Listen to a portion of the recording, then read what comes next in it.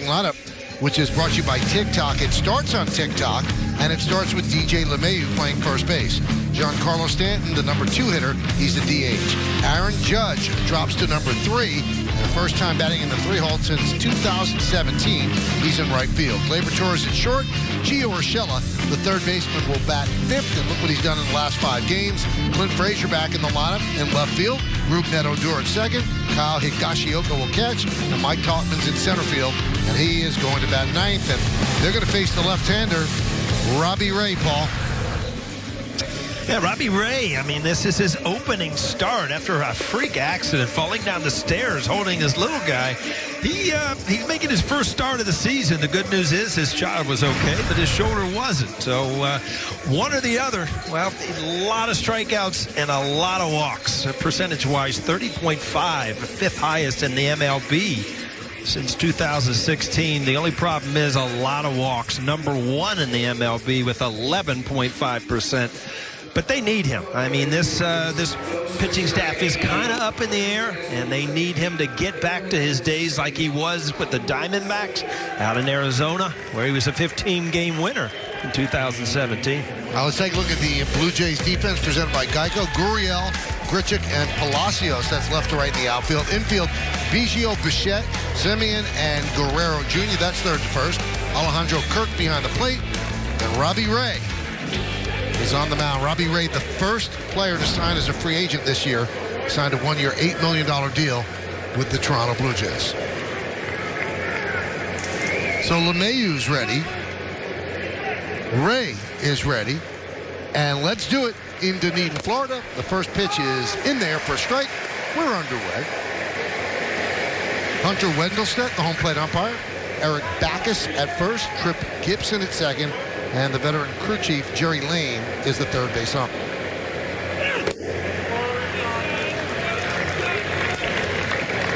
One and one.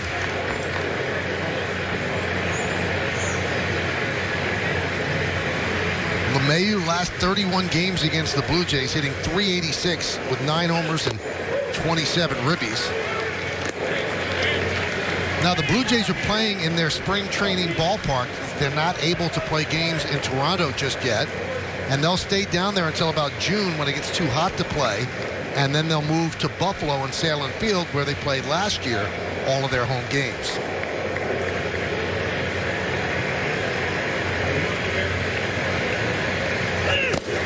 Strike 3, and LeMahieu thought that was low. Let's check out the keys to the game, brought to you by your local Kia dealer. So illuminate us, Paul. Well, you got to get ahead early. These are the top 2 bullpens in the American League, so you need to get a lead early, and it's cold day. Anytime that Cole is on the mound as the Yankees, you need to win. You got to win when your horse is out there, especially when you start a series with him. And, you know, it was a great win yesterday. Use that momentum to take this series.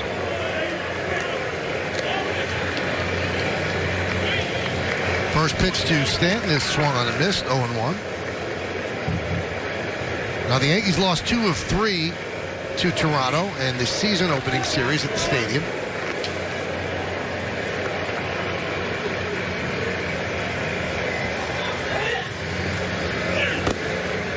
Now, Paul, you have played in this ballpark when you were with the Yankees, and can you imagine playing a big league game that counted in this ballpark?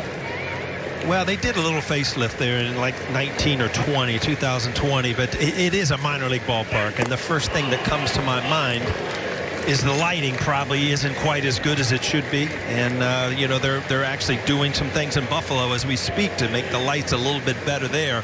But you know, it used to be a huge hitter's park, a short right field, and you love to go over there. I played there for many years in the minor leagues all the way through the major league spring trainings. And there are the dimensions: 328 left field line, 327 right field line. The gap 375 in left center, but it's really short in right center, 354. Center field is also reachable. The 2-2 to Stanton. And we'll keep an eye on these 3 games, Paul. This is a single deck spring training ballpark. It's tough on outfielders when they don't have that second and third deck to gauge fly balls. Yeah, it's, you see shadows here. You see, it is a minor league ballpark. It's just not set up for, major league players to be playing with large crowds. And, we'll see how it plays. You're right, Michael.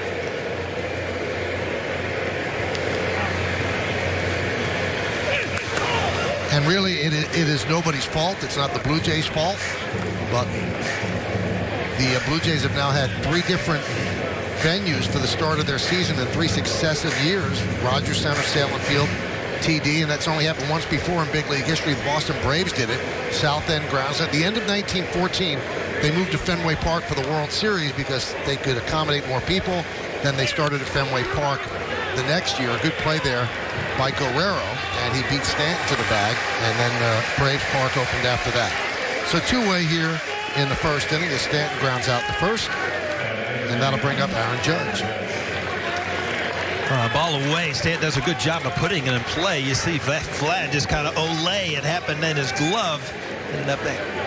Ending up in the pocket. But a good play by Guerrero and a smart thing just to beat Stanton to the bag.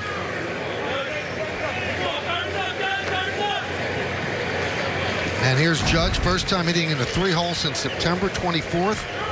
2017, and that also was against Toronto.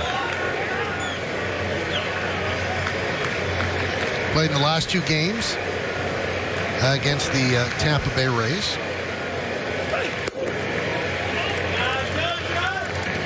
1-0. And also to clarify, the reason the Blue Jays are playing here, it's hard to get into Canada without having a 2-week isolation period. And the rollout of the vaccine there has been very, very slow. So in the NHL, they have the Canadian teams playing each other during the regular season. And the teams in the States staying there, they're not traveling back and forth. So we all cross our fingers and hope that things get better and that the Blue Jays can eventually get back to Rogers Center. For now, it's TD Ballpark, then Salem Field. 2-1 on Judge.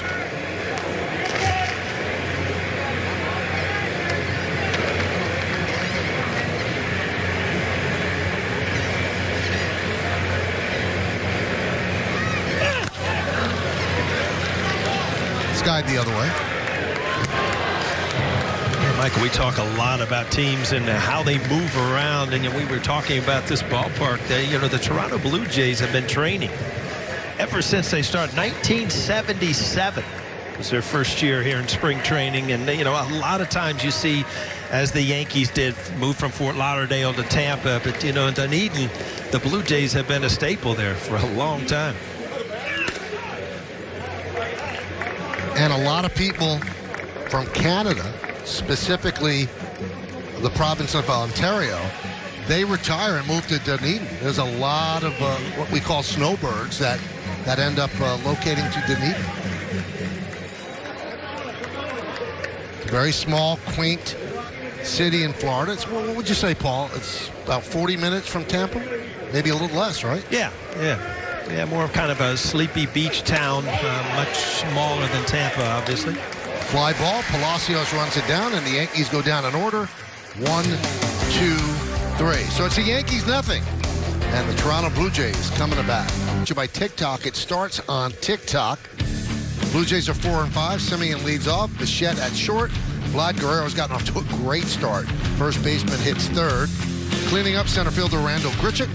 Kevin Biggio at third base. Lourdes Gurriel Jr. in left field batting 6th. Rowdy Tellez, the DH, is going to bat 7th.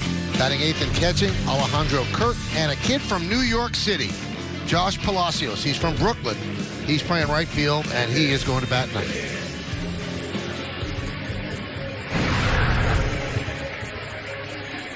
And he's going to face, they're all going to face Garrett Cole. 2 starts, 1-0, 1.46. Brilliant last time out, Paul. Yeah, no doubt about it. I mean, and that starts Saskatchewan Park. Hot Cole. I mean, 13 strikeouts and no earned runs. That's a pretty good start. And Jay fan, he wasn't a Blue Jay fan. He was a Yankee fan. We've seen the pictures when he was a young kid. But Jay fan, he likes pitching against Toronto. He's two or fewer earned runs in all 3 of his career starts. And this is interesting to me, Michael. If this continues, a little different mix. You know about his fastball, you know about his breaking ball, but he's using his changeup a lot more percentage-wise so far this year. See if that continues. Here is Semien. And that one is popped up. Higashioka looking for it, finding it, and making the play. 1 pitch, 1 out. Why don't we check out the Yankee defense presented by Geico? You're seeing Higashioka behind the plate. It's Urshela, Torres, Odor, and LeMahieu. Third to first. In the outfield, Frazier, Tauchman, and Judge.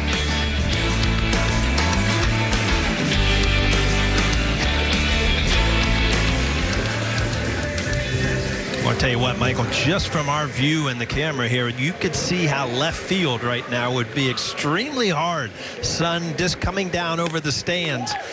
Real bright out in left field. Very tough to pick up the baseball as a left fielder. Now, many of the Blue Jays that, as Paul mentioned, have trained here since becoming Blue Jays say that the sun sets right in the third baseman's eyes. And there was one spring training game where Josh Donaldson misplayed 3 balls in 1 inning because of it. And it'll be interesting to see on Wednesday, an afternoon game that starts at 1, how that will impact Gio Urshela and Kevin Biggio. Michael, I remember playing in Wisconsin in the minor leagues, and most baseball fields are all built the same direction, so the sun goes down, it doesn't cause an issue. There was a sun delay every game. It was like 7:15 to 7. It was like a half an hour where you would start the game and then go sit in the dugout until the sun went down because the hitter couldn't see. It was going down in center field the way the field was built. So it was a crazy experience to know you were going to have a delay after you started the game every day. There's a base hit to right field as Bo Bichette picks up a single. Now has a 9-game hitting streak with that single, right? He's 11 for his last 34. And Garrett Cole trying to get a fastball by him, ends up in the middle of the plate. And Bo Bichette is just one of those guys, a young hitter, not a lot of movement. He can get to a fastball, no problem. You know, the Toronto Blue Jays have not really uncorked their offense other than their last game against the Angels where they threw up 15. But, you know, they expect huge numbers from this young offense. Here is Vlad Guerrero Jr. And that's blocked there by Higashioka.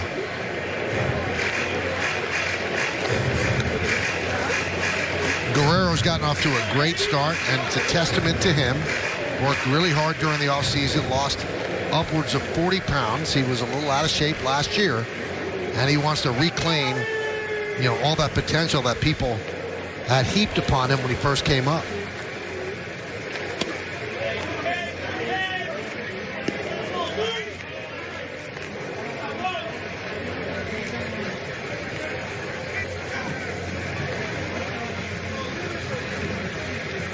You know, yesterday, the game with the Angels got rained out, and the Yankees obviously played in a dome in St. Pete.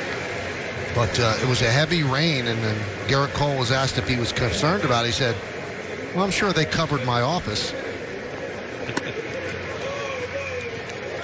And I know that used to always annoy you, Paul, right? Because they would dump the water from the tarp in right field. They figured I have enough problems defensively. Just go ahead and dump the water there, too. Slider doesn't quite bite there, but I never understood that. I said, why not ever in left field? It was always just dump all the water in right field. 3-0 on Guerrero. Bichette leads off first. There's a strike.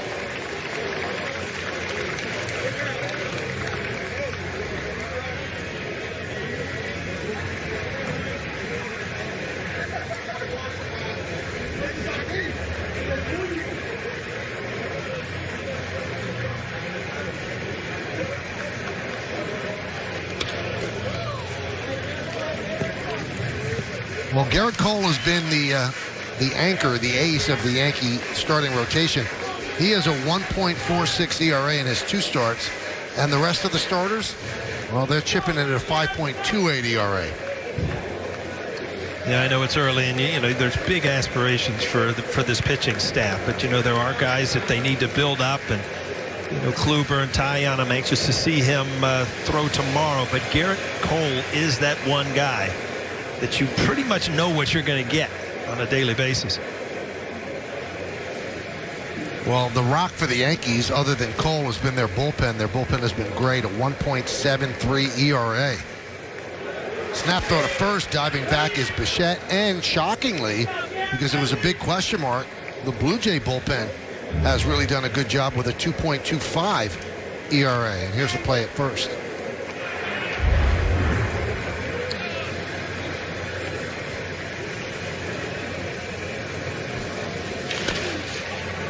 Chopped right side and through for a base hit. Moving to third is Bichette. And the Blue Jays have runners on first and third with one man out. Well, you talk about just situational hitting. I mean, Vlad Guerrero, he can hit the ball out of the ballpark, no doubt about it. But with that hole open on the right side, every once in a while, if you just fight a ball off, it'll find its way to right field. Bichette gets a good read on it, first to third, but, kind of beat on a fastball, but definitely trying to hit the ball the other way. Look at that hole on the right side.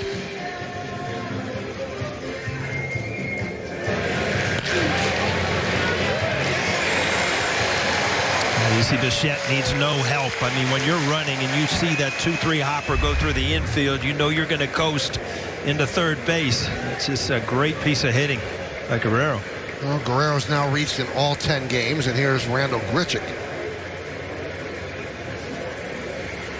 There's a strike. Grichuk's play has actually helped them get through the loss of George Springer. So Springer missed the beginning of the season with a left oblique strain, and Paul then, he's running in the outfield getting ready, and then a right quad problem last week. So that usually takes a while, a quad. Blocked there by Higashioka. Runner stays at third, and Guerrero moves to second. Well, Higgy is so good defensively. I mean, as a backup, you just wonder, defensively, it's pretty much textbook. Everything gets the glove the wrong way there, but stays in front of it, keeps the ball in front of him, and saves a run to this point. Well, that scored a wild pitch.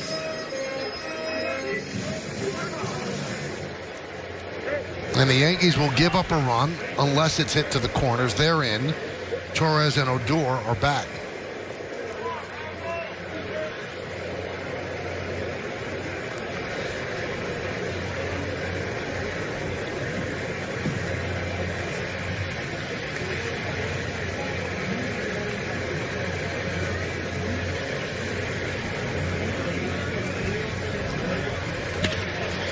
That one is grounded to short.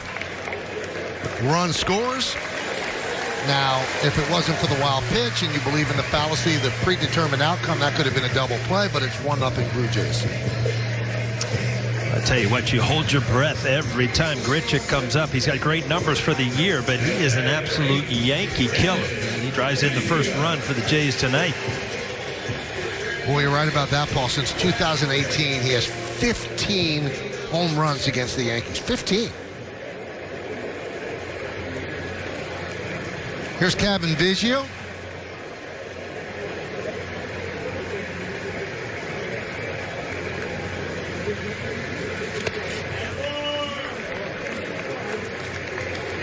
Oh, and 1.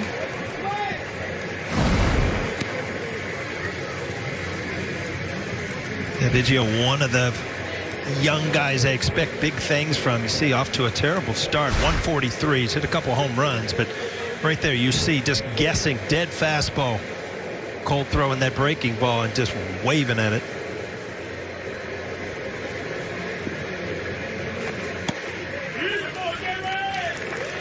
Oh, and 2 quickly on Biggio.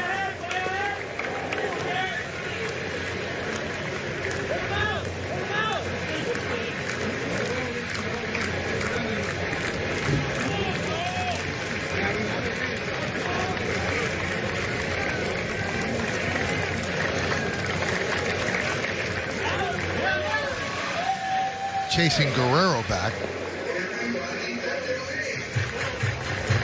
Yankees have a shift on for the lefty swinging Biggio as Torres is not quite behind second, just a bit on the shortstop side.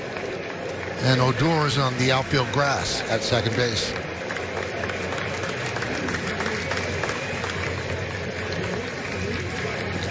Swing and a miss, got him. 99 miles an hour. But the Blue Jays get a run on 2 hits, 1 big wild pitch, 1 man left. We go to the second, 1-0 Toronto.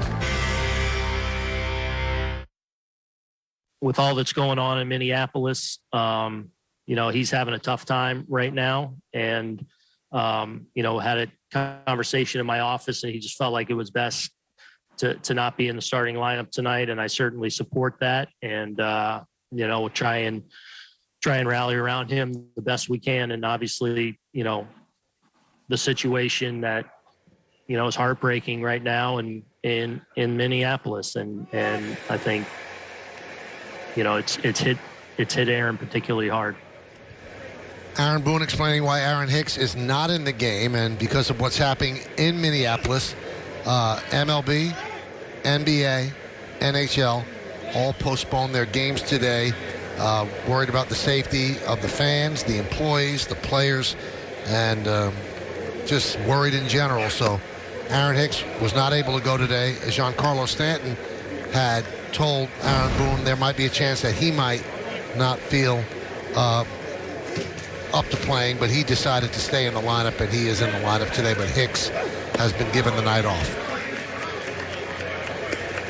And Michael, also noteworthy, Aaron Hicks did come out and take batting practice. He was in the last group. Aaron Boone was also asked whether or not Hicks would be available off the bench, and he said he was just going to have to wait and see, that he would have a conversation prior to the start of the game.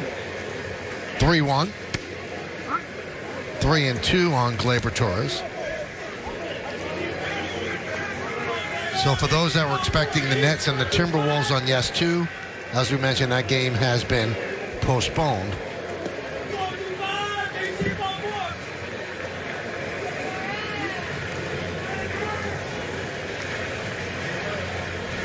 (3-2). A little bit low. Ray wanted that one, but Gleyber Torres works a walk on a pitch very close, and you can see Ray asking Wendell said exactly where that was, and he said it was low. Well, it's a borderline pitch, no doubt about it. As a hitter, you love to hear ball 4. I've seen this called, and I've seen it go as ball 4, but the ball was definitely a little bit low.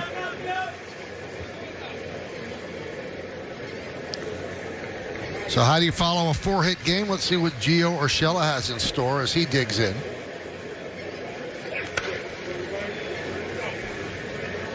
Now, Paul, you might hear that every time Robbie Ray delivers a pitch, he lets out a very loud grunt. And he said it just helps me keep forcing all the air out when I'm delivering the pitch. It keeps my body tight, keeps everything compact and in line, and also it's just a way for me to just release everything into the pitch. And when he was in Arizona, he said that Mike Butcher, his pitching coach, told him, I need you to get after it. Stop thinking, stop feeling for things, and just start getting after it. And the grunting is part of it. Would that annoy you as a hitter, Paul? Well, there were a few guys that I remember. I mean, Nolan Ryan did it in his heyday, but, you didn't say a word about it because he'd grunt one right into your ribs, too, if you didn't like it. But, some pitchers will, grunt at times. You hear tennis players, you hear, some athletes do that to throw everything they have, like he said, into the pitch. Well, yeah, Gleyber leaning, and Gleyber did just get back. Now, the one that bothers you, Michael, is when you hear the grunt and you get a changeup. And it's like, all right, really? You're going to grunt as you throw me a changeup? No, come on. Now, you're a pretty good tennis player. Do you grunt when you serve? No, I never got into that. I'm getting to the point where I can't serve hard enough to even force a grunt out.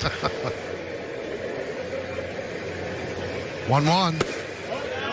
2-1.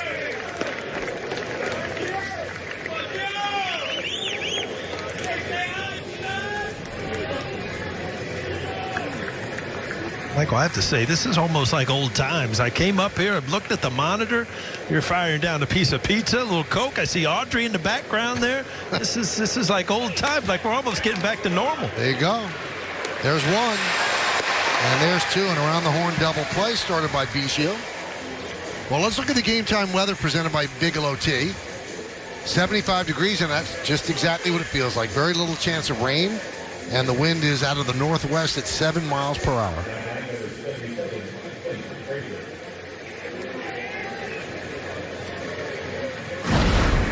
Well, here's Clint Frazier. He's not been in the lineup the last 2 games. And he's back again tonight playing left field.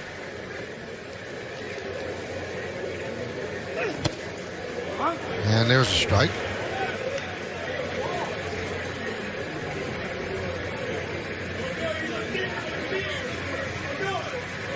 Clint got off to a great start, and then for 3 games he seemed a little bit out of sync.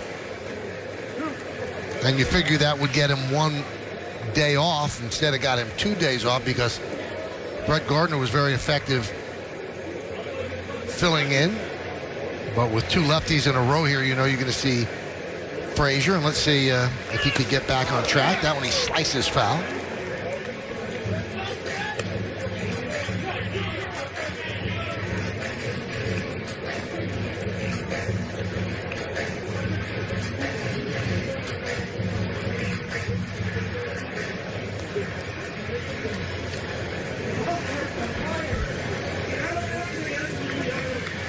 Kirk going through the signs. There's that grunt, 96 miles an hour, 1 and 2.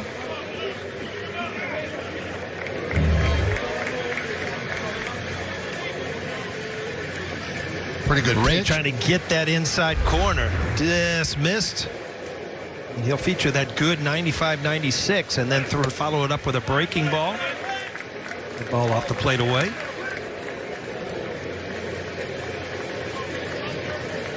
Ray did a great job in spring training. 4 spring training starts, 18 strikeouts, 1.98 ERA. But toward the end of spring training, he fell down the steps carrying his young son and hurt his elbow. Missed a couple of starts, and this is his first start of the year.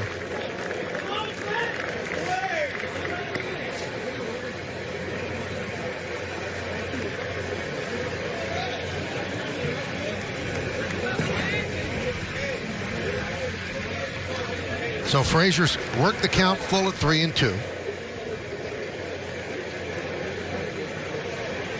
And the pitch. And he works a walk. Second walk of the inning for the Yankees against Ray.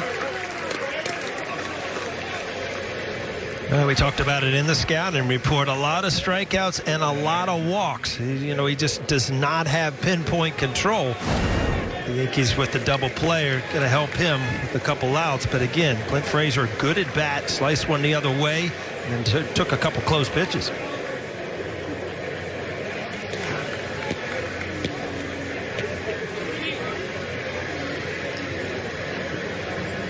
And now here's Rougned Odor in the lineup for the second straight game after getting that big hit in the 10th inning in the Yankees' 8-4 victory yesterday against Tampa Bay.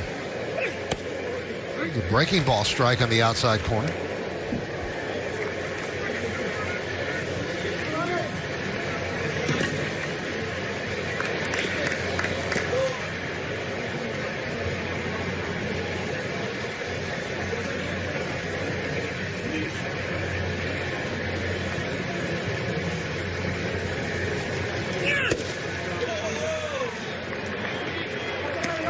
One and one.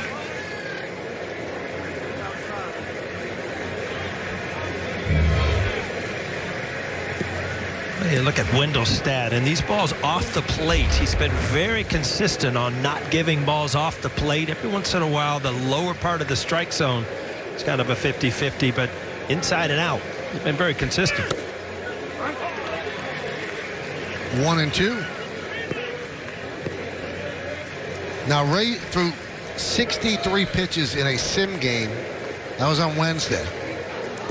So maybe they bump that up 10, 15, where he gets 75, 78, but not much more than that. Grounded up the middle. Simeon to Bichette. And that'll do it. No runs, no hits, no errors. One man left on base. Let's go to the bottom of the second. Agent signee for the Blue Jays, March 23rd, grade 2 left oblique strain. That healed a little quicker than those injuries do, and he was getting ready, running in the outfield. Then April 6th, low-grade right quad strain. He's day-to-day, definitely ruled out for this series. 1-0 Blue Jays in the bottom of the second inning. Gurriel, Tellez, and Kirk against Garrett Cole.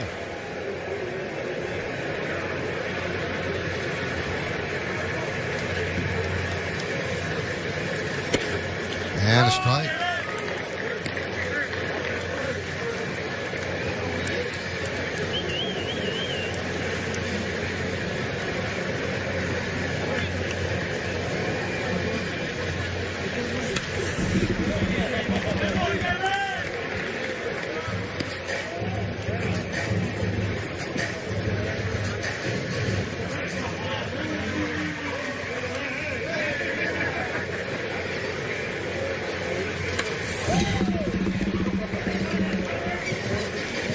See Garrett Cole right there, hung a breaking ball, but got away with it because the first 2 pitches were 96, 97.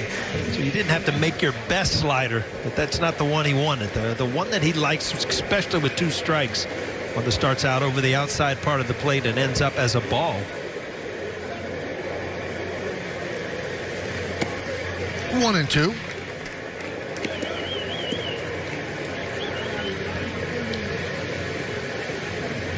The Blue Jays beat the Angels Saturday into Sunday 15-1. And strangely enough, they didn't hit a home run in that game. 15 runs in this day and age, and not one ball left the yard.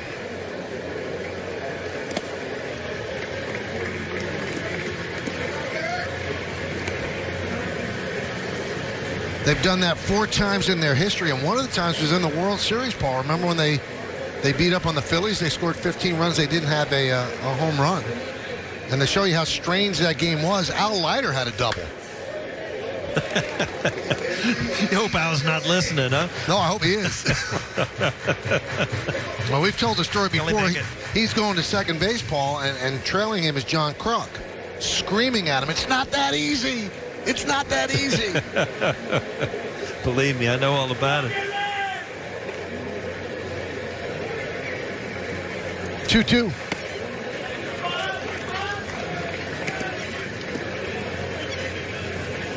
This got to be a little frustrating at bat for Garrett Cole. 2 quick strikes and then missed with 3 pitches. Now you're at full count and you've wasted a few pitches on Gurriel. And now you've walked Gurriel. So Garrett did not have a walk in a 13 strikeout game against the Orioles, and now he starts up the second with a free pass.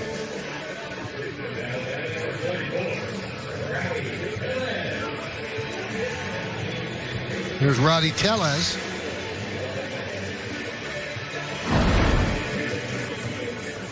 Yeah, you look at those numbers, and Tellez off to a horrible start. 0 for his first 21 at bats. Still looking for his first hit.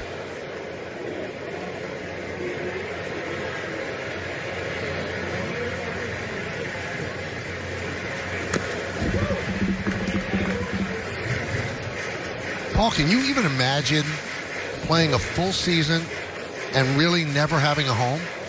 I mean, you're living out of some rental or a hotel. It's got to be wearing on its hand. They made the playoffs last year dealing with that.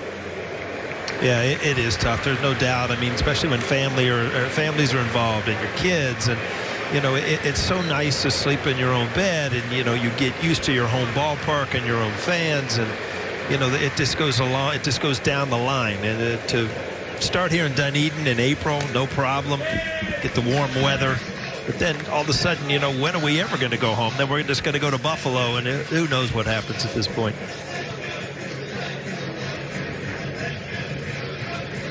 And you feel for the people of Toronto, too. This is a pretty fun team, and I have not had a chance to see them except on television.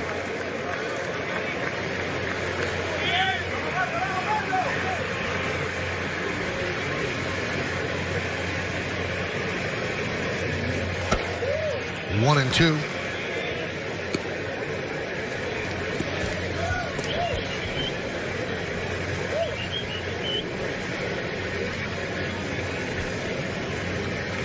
The Toronto Raptors are playing all their games in Orlando, and only the Toronto Maple Leafs are playing there because they don't have to leave the country the way the NHL schedule is.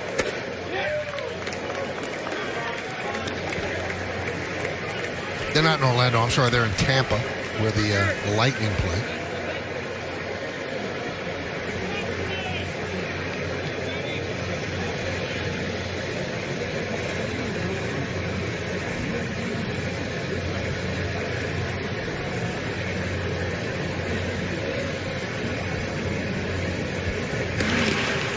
Now, Teoscar Hernandez, who's always been a thorn in the Yankee side, he is in COVID protocol because of contact tracing. So no positive test for Teoscar, but there was exposure, so he is again on the COVID list. There's no minimum stay. If he's okay tomorrow, then that's up the middle, and there's the first base hit for Tellez, as Gurriel will stop at second. Again, the second consecutive hitter that Cole was able to get ahead of in the count, and then this could not put away. Ball four, and then a base hit to Tellez. Again, there's the knuckle curve. Not a big break to it. Just kind of sits there, and the next thing you know, it's kind of chuck and duck. Get out of the way.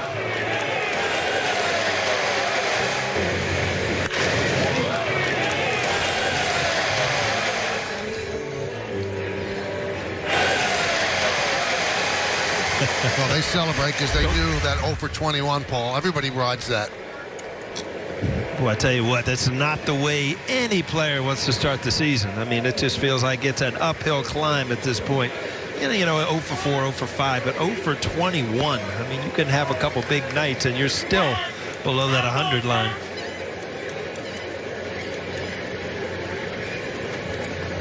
Here is Alejandro Kirk. And the breaking ball is a strike. Well, Kirk doesn't like that one. Looked like it was down and away. And Kirk's another guy. Triple zeros, 0 for 11 to start the. He is the backup. Jansen does most of the catching, but Kirk known for his offense. Off to an 0 for 11 start.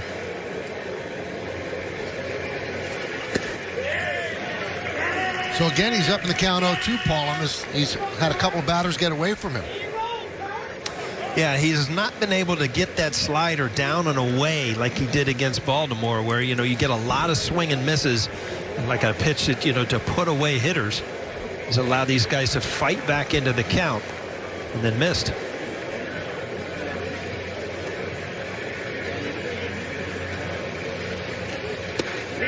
Strike three. Kirk down looking. Second strikeout for Cole. Well, much better pitch there. I mean, that ball hit just on the outside corner on the bottom of the strike zone. And again, this is when you've set this pitch up. Very hard to pull the trigger. Great pitch.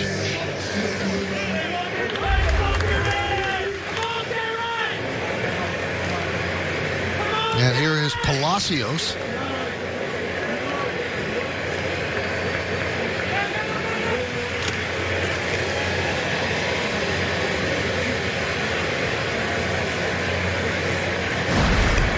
Now, Palacios was cut from the Xaverian High School varsity team as a sophomore. So he transferred to Telcom and then helped lead the Yellow Jackets to their first PSAL City Championship ever. And he was the high school player of the year in New York City. Swing and a miss. Saturday was his second big league game. And his first hit ever was a bunt single. And he ended up going 4 for 4 with 4 runs scored. Grew up a Yankee fan. And now facing the Yankees.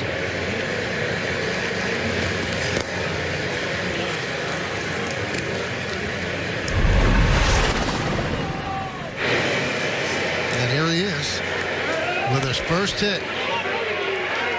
Hey, do what you do well. If you got the speed, get that first hit out of the way. Could not hold up. 1-2. Now you got a hit in your first at bat, right, Paul?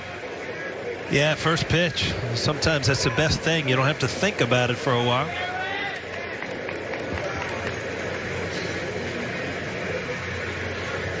First pitch. Look at you. I didn't know anything. I'll just go up and swing. Hope you hit it.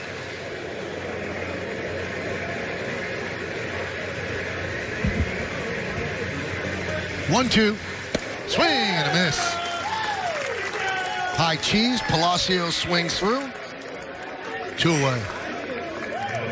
Derek Cole now with that strikeout has an opportunity to get out of this inning. That 98 above the strike zone. This Palacios not able to catch up.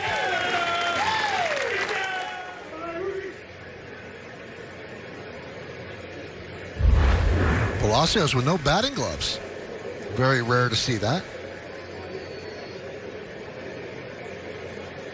You know, a lot of times, Michael, you come up from the minor leagues, you know, you don't have those contracts yet. You might go out and buy a couple batting gloves, but it's not like you have boxes and boxes until you establish yourself in the major leagues.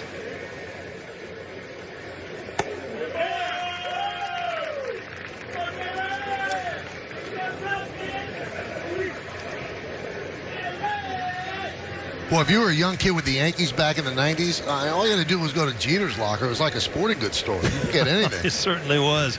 Oh, shoes and gloves. I mean, you could take stuff and he'd never miss it. So you were good to go. All you had to do is be the same shoe size and you're set. You're golden. And by the time he retired, he actually had 2 lockers just to keep all the extra stuff. Keeping Gurriel close.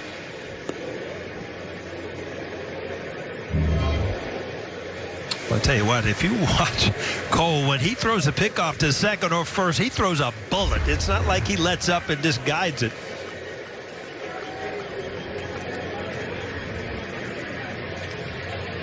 The 0-1. 1-1. So that's 40 pitches just in 2 innings for Cole.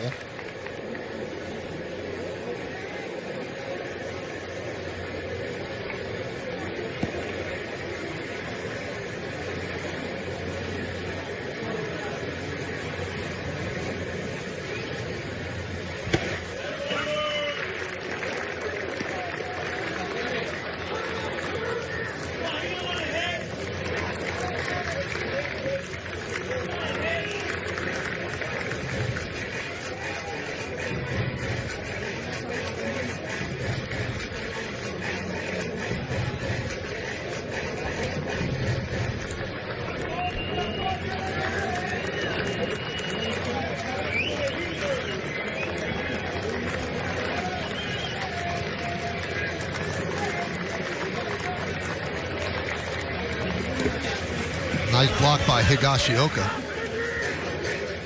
Boy, the way they have that laid out at TD Ballpark, you've got the cardboard cutouts of people, and then real fans intersperse. It actually looks like a very big crowd.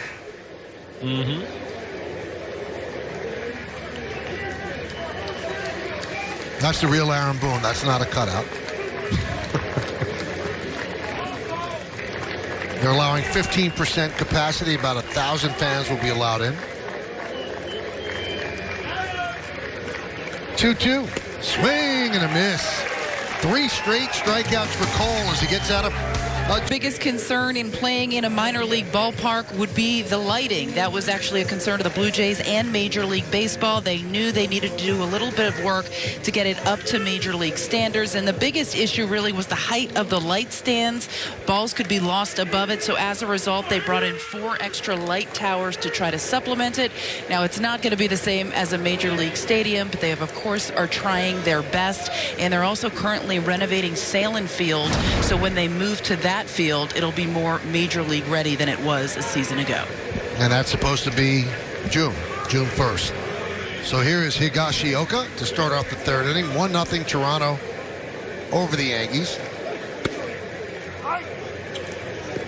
And Paul, you really can't get upset at anybody. This is not an ideal situation. The Blue Jays and Major League Baseball are trying to make the best of an awful situation. Same thing what they did last year in Buffalo, and they've made it work. I mean, they've made it playable.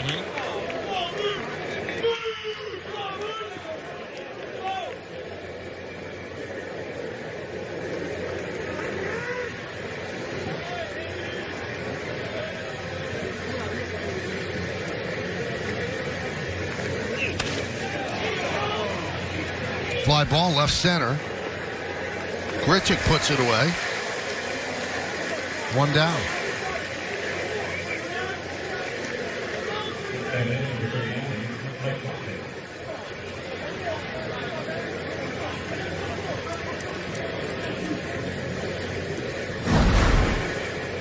So here's Talkman getting a start. I really thought that we'd see Gardner again, especially because he played 2 pretty good games in a row. But they give the start to Talkman in center.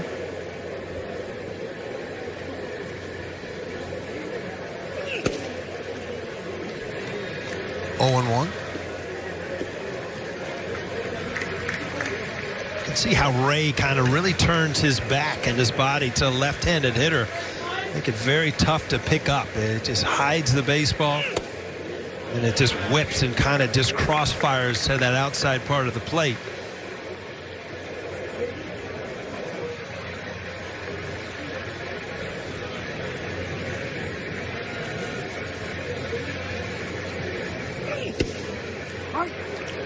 One and 2.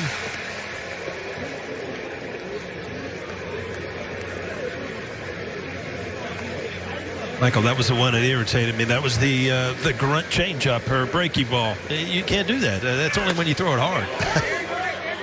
That one's driven to left field right down the line, and the catch is made by Gurriel. Kind of fought that into his glove.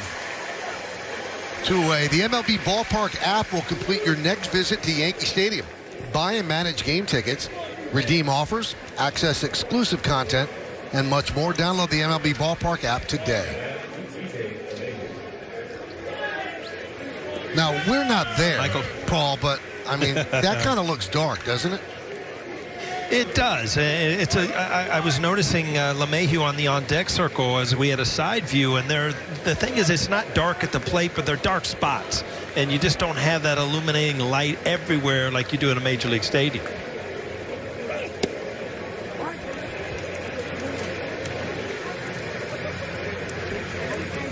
And you can make the argument, well, both sides have to deal with it, but the team that's there more often gets used to it. You know, Sure. John Flaherty was talking about it yesterday, Paul, that, you know, you used to tell him that you couldn't see the spin at Tropicana Field, but the Rays could because they were used to it. You know, it was so funny because you would go in there for a 3-game series, and it was like game 1, no. Game 2, a little better. Game 3, okay, now I can see the ball, and then it was time to go. So you're right. It was a big home field advantage for the Rays.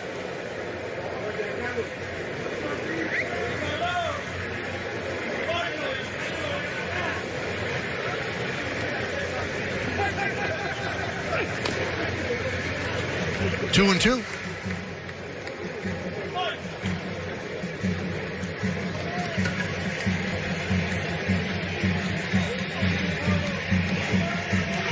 LeMahieu struck out in the first inning, struck out looking. 2-2 count here with 2 outs in the third.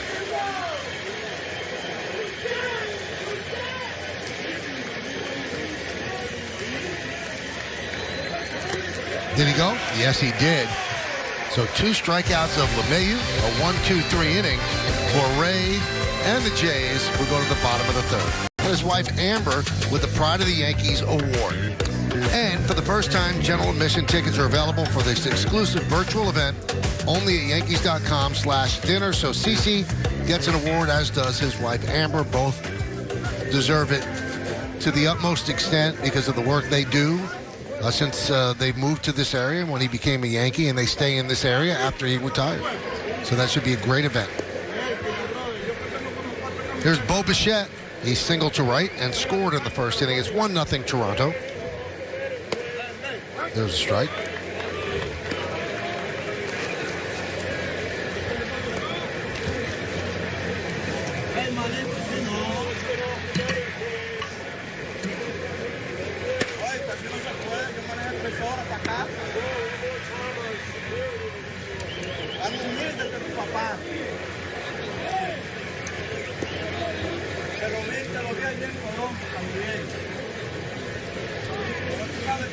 Opponents hit 193 against him. 2-1.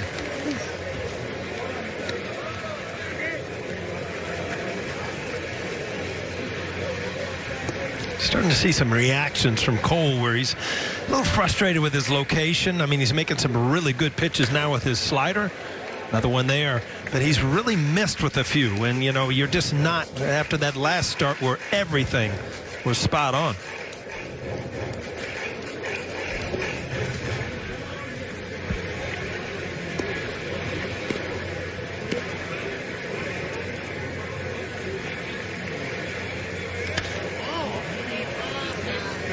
Still 2-2. You know, Michael, we never really got to see this breaking ball again up in the strike zone. But again, never got to really sit and talk with Garrett Cole. Have you had any opportunity yet? Because last year we weren't allowed around the players. I assume it's the same now. I actually had him on my radio show last week for about 20 minutes. He's fascinating because he loves the game so much. He's like a professor of baseball. He's so curious about everything. He has a reason for everything that he does.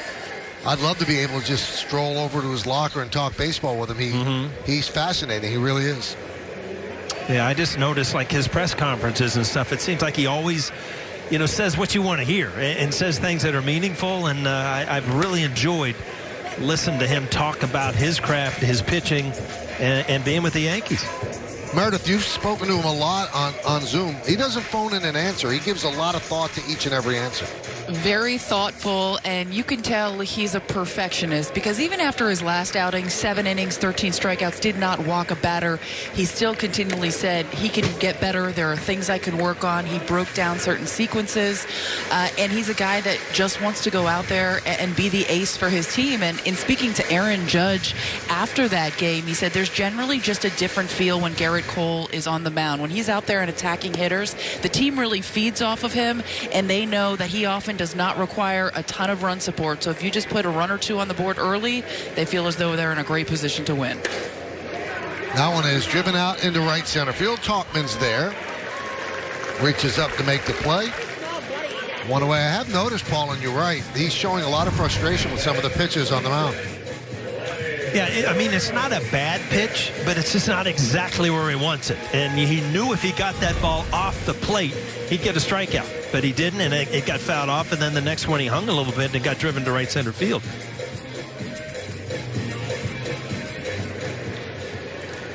So here's Vlad Guerrero. He singled through the right side against the shift in the first inning.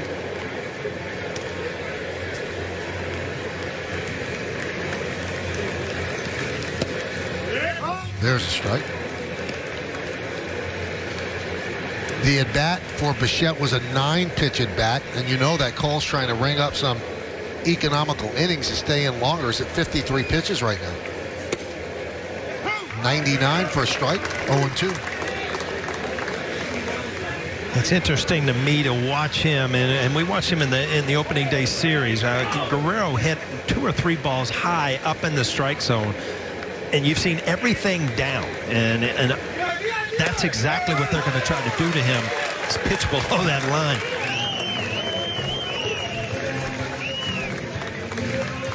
Michael, when you can pitch at 99, it doesn't matter exactly. If you throw it to semi-good spot, you're going to get him. And the thing about this is Vlad, in the back of his mind, knows Garrett Cole has a great slider. Got to change it up 2 strikes, 99 right there.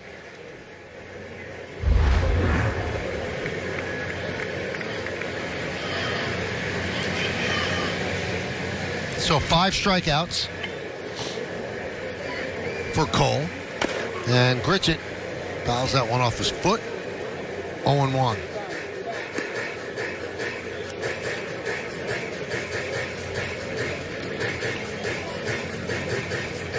Pretty good pitching matchup tomorrow. Same time on Yes. You have Hyun-Jin Ryu going for the Toronto Blue Jays, and Jameson Taillon making his second Yankee start. Randall Grichuk with a 9-game hitting streak against the Yankees. And he picked up an RBI ground out in the first. Let's see where it got him.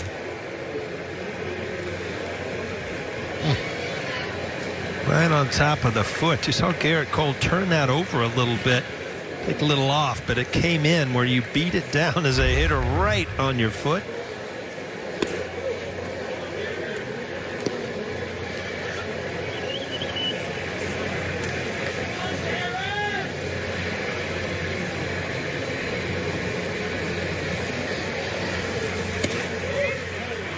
Two and one.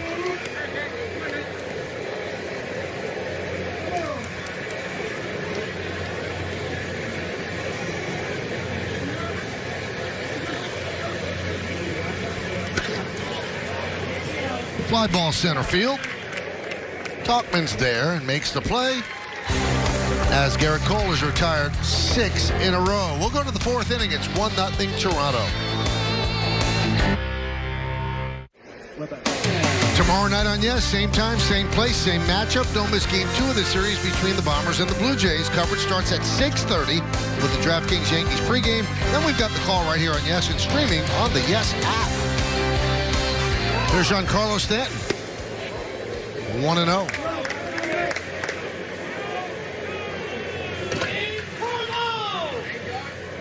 Let's go!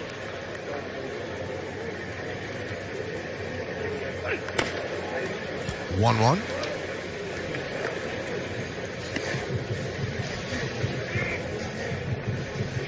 Now we should note that after his second inning, we told you the batting average against for Cole. So Cole now has 500 innings as an American League pitcher. And after the third inning, it's 501. And his 193 batting average against is the lowest opponent's batting average against by any AL starter ever. Next up is Nolan Ryan at 198. Herb Score at 200. Grounded up the middle, backhanded by Semien. 2-away. Andy Messersmith, 203, and Pedro Martinez, 206. So you Pretty good list experienced of guys, huh? You experienced Nolan and Pedro, right? Yeah, I didn't like either of them, to tell you the truth. Nice guys, I just didn't want to hit off of them.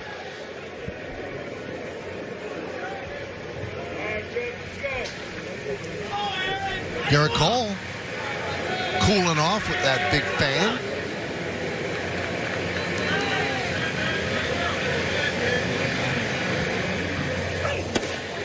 Aaron Judge takes low 1-0.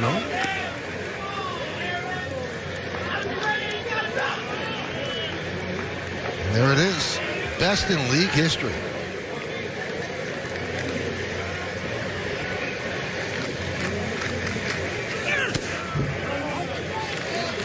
One and one. Again, you see that ball low in the strike zone. It's kind of going either way. Wendelstedt's been very good on the corners, but again, that ball down out of the strike zone, it's especially to Aaron Judge.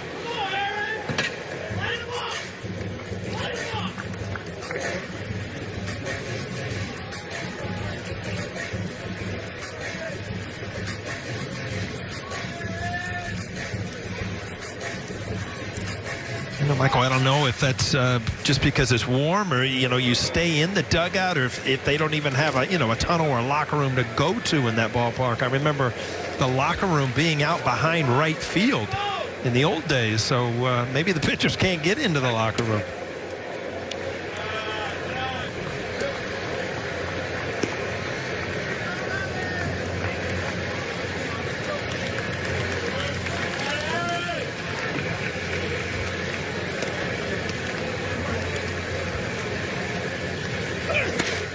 That one is ripped to left field. It is a foul ball.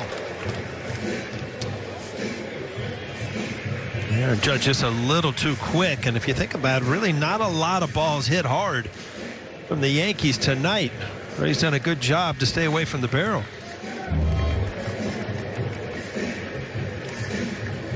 Little cut fastball. Judge beat him to the spot, but he just was able to hook him foul.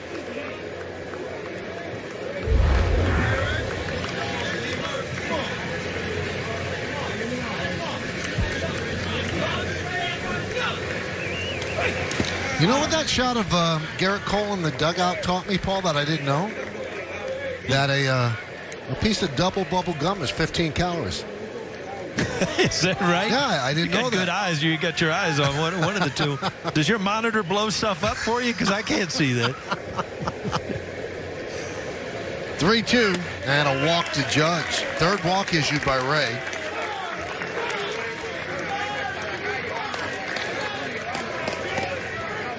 Now between innings, the hitting cage is in the outfield, Paul. That's what the DH is doing. Yeah.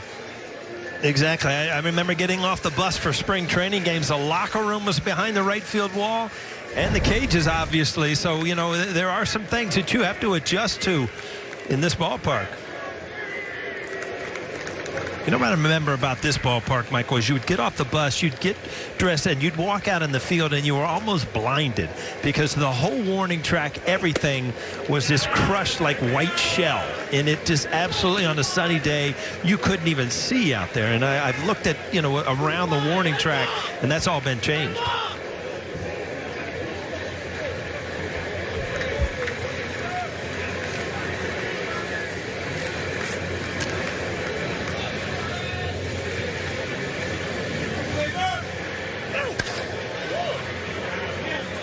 Fly ball right field.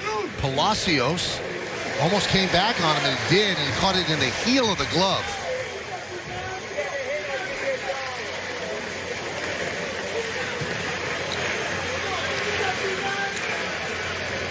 Yeah, Michael, you talked about it. These smaller ballparks, the wind can really affect the ball.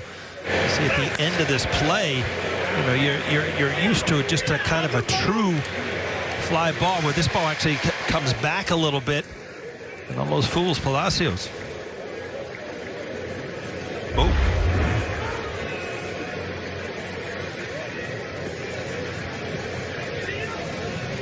And the Yankee, the clubhouse, we found out, is in left field, so there is no place to go.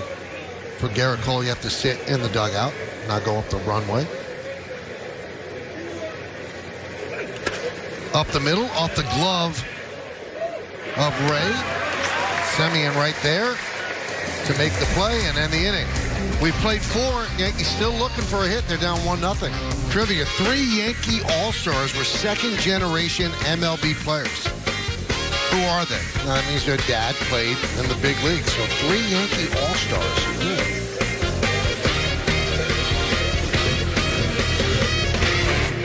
Howdy scoreboard. 1-0 Toronto. This guy's dad was an All-Star. Nah, forget All-Star. He's a Hall of Famer. Here's Kevin Biggio.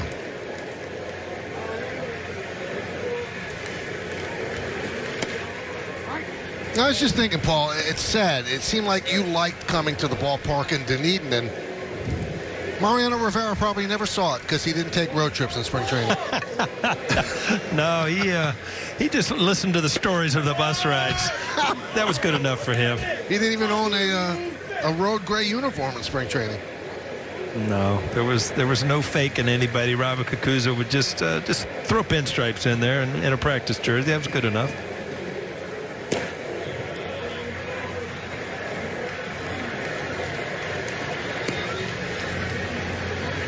So just 1 run in the game. It happened in the first inning. Single to right by Bichette. Single to right by Guerrero, moving Bichette to third. Guerrero moved to second on a wild pitch. So with 1 out, shortstop and second baseman back. Simple ground out by Grichuk. And because Guerrero moved up on the wild pitch, there was no double play. That scored the run. That's where we are. 1-0. And through 4 innings, 4 at-bats for the Yankees, not a hit against Ray. You know, Michael, in the scouting report, I was anxious to see if a changeup was just something that, you know, he didn't have a good slider opening day, so he went to the changeup, but he's definitely using it much more. There was back-to-back changeups there, so it is something that he's working on and you know, incorporating every game now. Fly ball right field. Talkman's there on the warning track. He retires Biggio for the first out. You're talking about that changeup. He used it really sparingly in 2018 and 2019. He felt as though some days it was good, other days he just didn't have a feel for it. But last year he was actually forced to use it more when some of his other pitches weren't working, and it actually wound up being a blessing in disguise because he built up some confidence in that pitch. He now feels comfortable using it in any situation. So they kind of took that mentality from last year where they would attack a little bit more with the changeup into this year, and that's why you're seeing him using it a bit more. Here's a strike. Mare's on top of it, isn't she, Michael? Absolutely.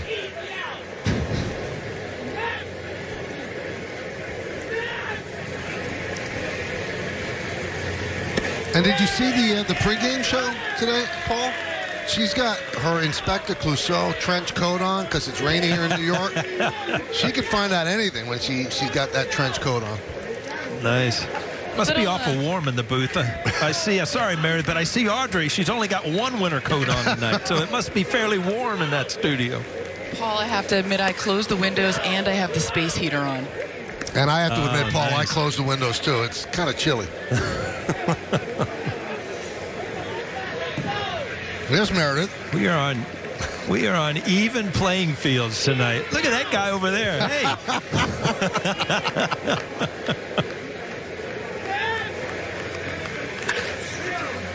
Grounded to short.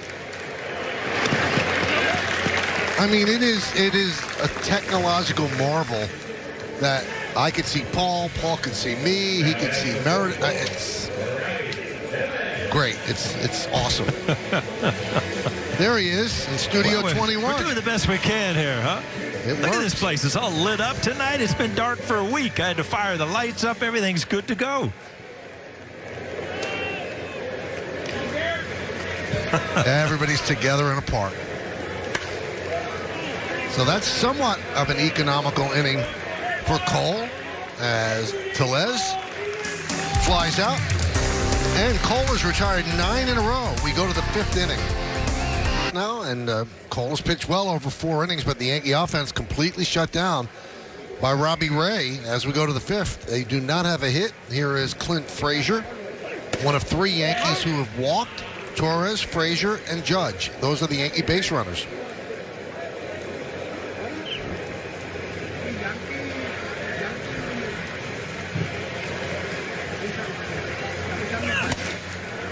Oh and 2.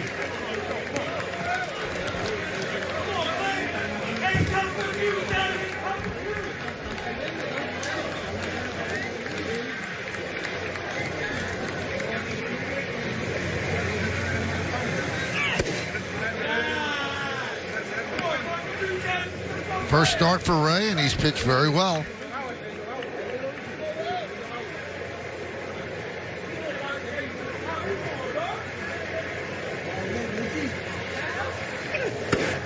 Drops it in for a strike, and Frazier down looking. How seldom do you see a major league hitter or see 3 pitches and not pull the trigger? Do you know what that music means, Michael? We're going to get an answer. I am stumped. Me too. I am stumped. I don't think Dale Berra was an all-star with the Yankees, so it can't be him. Let's see. Robinson Cano, his dad, Jose. Nick Swisher's dad, Steve. And Tom Tresh, Mike Tresh. Wow. Great question.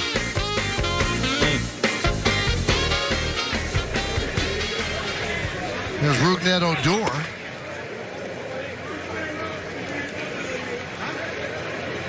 One and 0. Grounded into a force out at second base to end the inning in the second.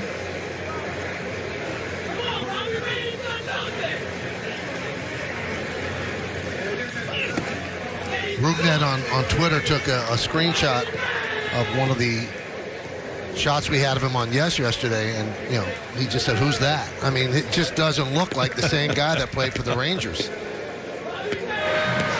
A limited amount of pitches being allotted to Robbie Ray, so Rafael Dolis, who was so effective against the Yankees in that first series, he's starting to get loose.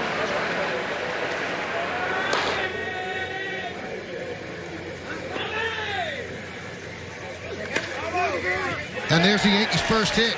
Under the glove of Guerrero down the right field line. Palacios will fire the ball in, and Odor picks up the Yankees' first hit. Then Odor lefty on lefty gets a pitch and just hooks it down the line. Looking for the Blue Jays. It didn't find the corner down there. Kind of a breaking ball. It just sits there. Enables him to pull this ball down the line. Get it by Guerrero.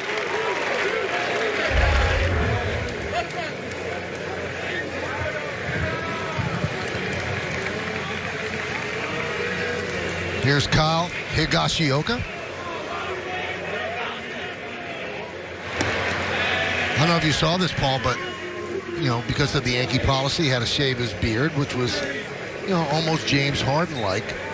And he shaved. He said his 3-year-old daughter wouldn't even look at him. That's all she knew in her life. Mm-hmm.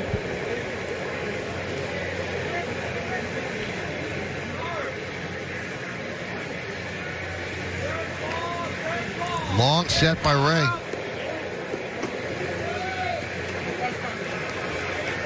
Big difference, huh? Wow. That's the same guy, huh? I mean, the only telltale sign is the ears are the same, but it's just he looks so much younger as a Yankee.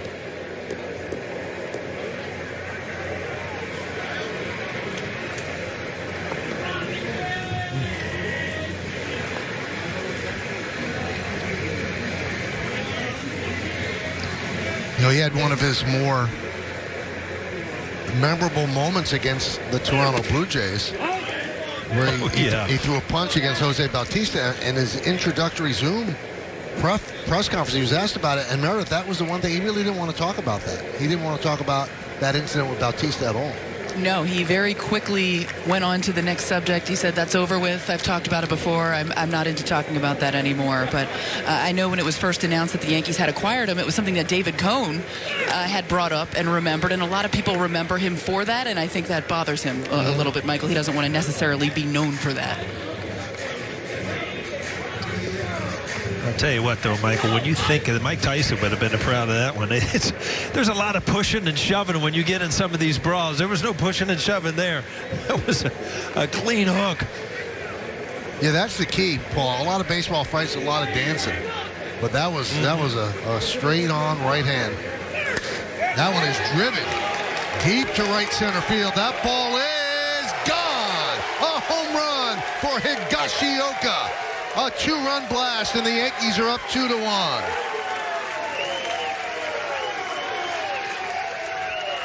Well, you just have to kind of marvel with the production you've been getting from Higgy over the past couple of years as the backup. And Garrett Cole, you saw him kind of pep-talking guys on the bench. Well, that's what he needs. Big 2-run homer to give him the lead. Remember, last year he had 3 home runs against the Blue Jays, Higashioka, so he likes hitting against Toronto. That was a 3-home run game. It was all in one game.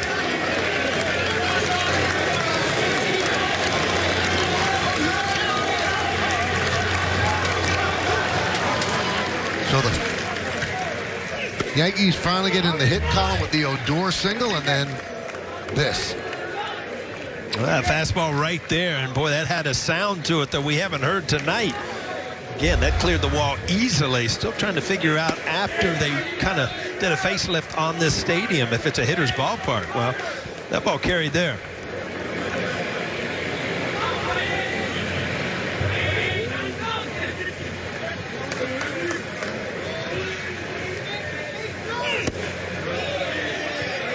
Boy, our crowd, Mike Paul, must be right near a guy with leather lungs. I mean, you got to admire the commitment. You really do. A running commentary. I think Ray knew it.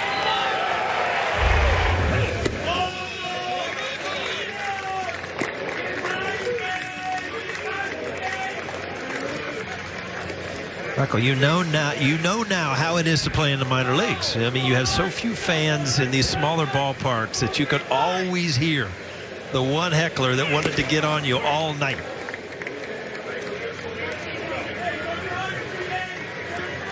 I mean, when I would go to the ballpark, yeah, I'd be sitting in the last row of Yankee Stadium in the upper deck, and you'd yell occasionally. But to have the commitment to go for 9 innings strong, I mean, it's a special talent. Something to be admired. But in this case, Paul, you're telling me that the players could actually hear him. Oh, absolutely. I mean, when you're in a smaller ballpark, a smaller venue, and you know, you can hear those voices, especially when they come out with some stuff that you don't want to hear.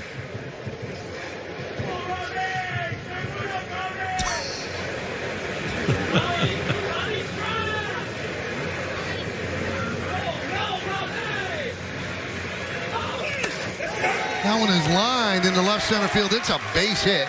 3 straight hits against Ray, and you wonder, Paul, he's starting to tire a bit in his first start. Yeah, there's been 2 really good at-bats by lefties from the Yankees with Odor and now Tauchman, and with a home run in between. So, yeah, Michael, on your first start, you know, obviously a pitch count is definitely in play, and he's starting to miss out over the plate where he was getting everything in on the righties. Now he's starting to miss out over the plate. Well, we told you he had a sim game on Wednesday at 63 pitches. I'm surprised he's at 81, and they're still letting him stay in there. I mean, usually you increase a pitcher in his first start 15 pitches from his previous outing. So he's over that right now as he drops in a breaking ball strike on LeMahieu.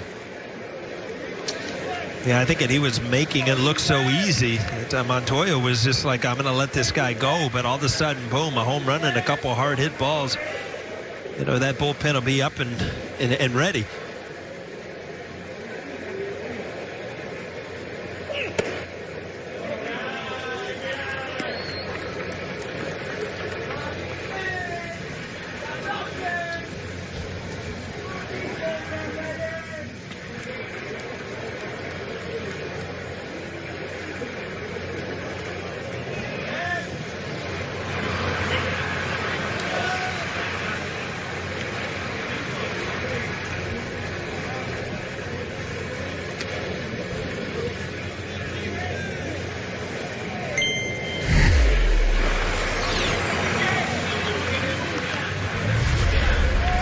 Yankees lead 2-1 on the Higashioka 2-run home run.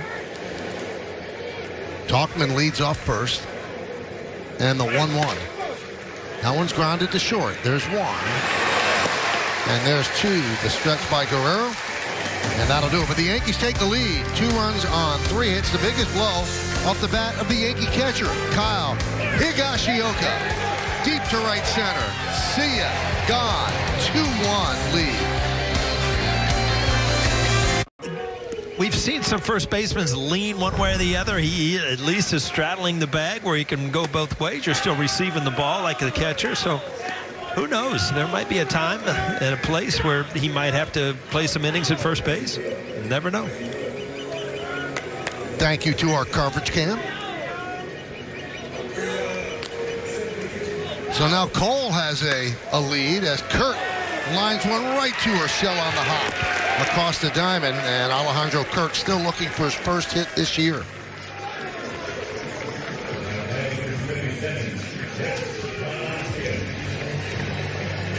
Leading off an inning, a big break from Cole right there. Ball hit hard. If he can get through this inning, this is always a big inning after they get a couple runs for you. Here's Palacios.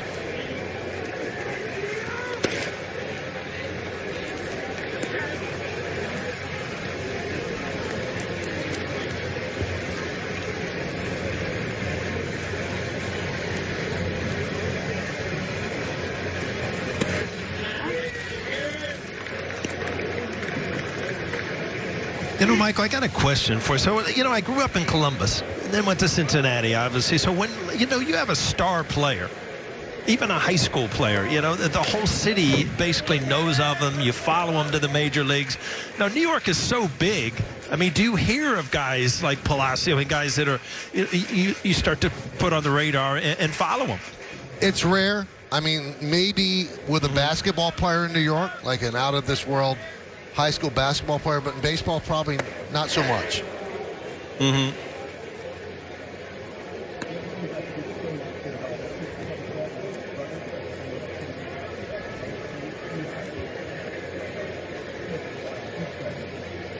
Daily News had done a story on Josh and his brother, so gave them some cred. That was in 2012, but Again, there's so many pro sports in New York, so many pro sports teams. Yeah. I think it gets lost in the translation.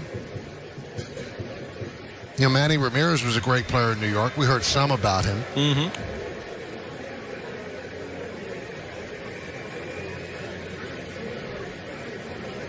2-2. 3-2.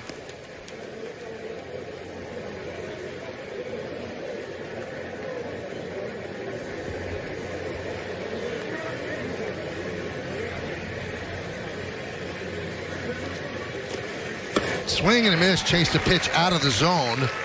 2 away as Palacios down on strikes for the second time against Cole.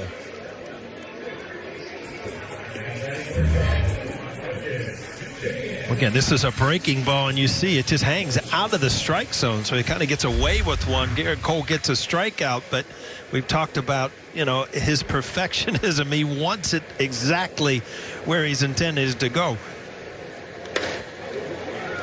Semien with a high fly ball to left field. Frazier back. He's on the track, and he makes the play. And how about Garrett Cole?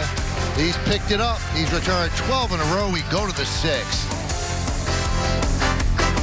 As the boys in blue kick off against D.C. United in Washington. Catch it Saturday beginning at 7:30 right here on Yes and streaming on the Yes app.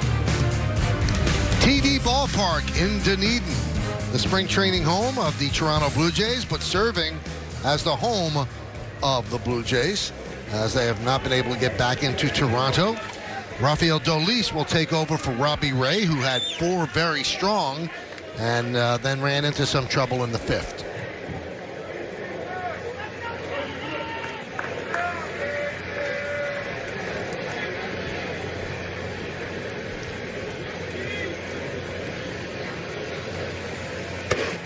A lot of people have checked in with me, Paul, about some high school players that got some love in New York City. Sean Dunston, who was actually drafted ahead of Dwight Gooden.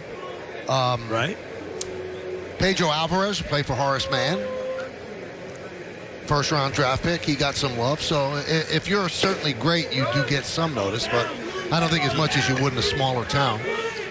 Yeah, I had that question because you go back to, you know, growing up in Cincinnati, you had Griffey and you had, you know, Barry Larkin, and the whole city kind of like rallies around these guys, follow them through the minor leagues, through the major leagues, and it's fun. You always have the, you know, your homegrown, hometown people that you root for.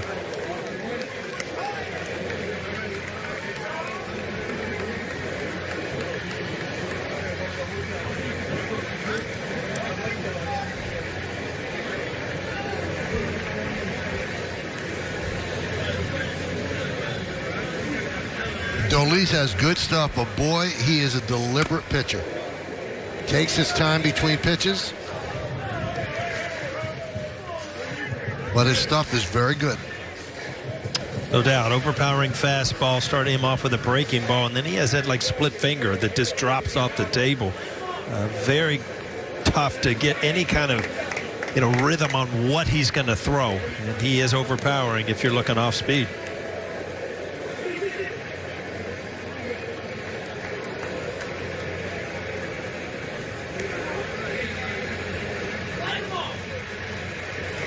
Swing and a miss. Stanton down on strikes.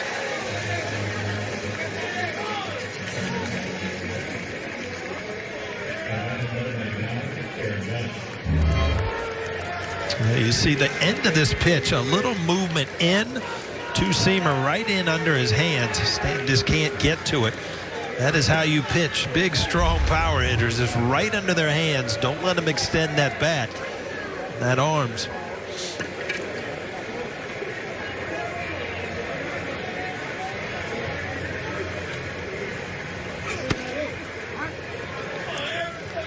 Strike on a fastball to Judge. Judge walked his last time up in the first inning, a fly ball to right.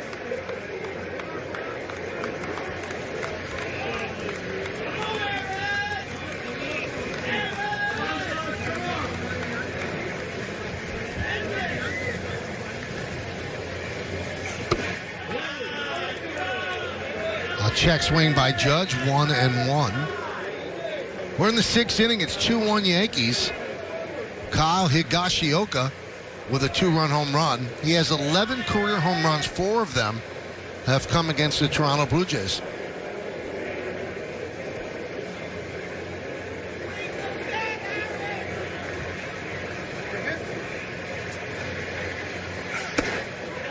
Two and one.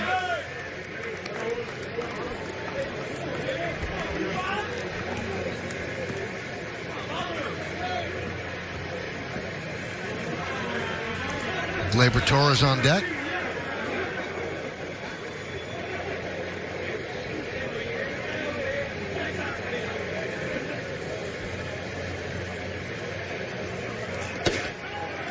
Waved at that one, did Judge. 2-2.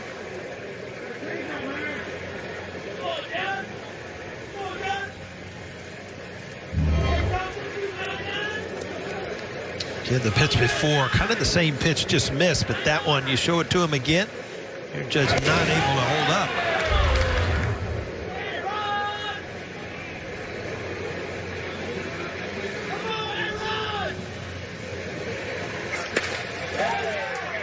Line foul.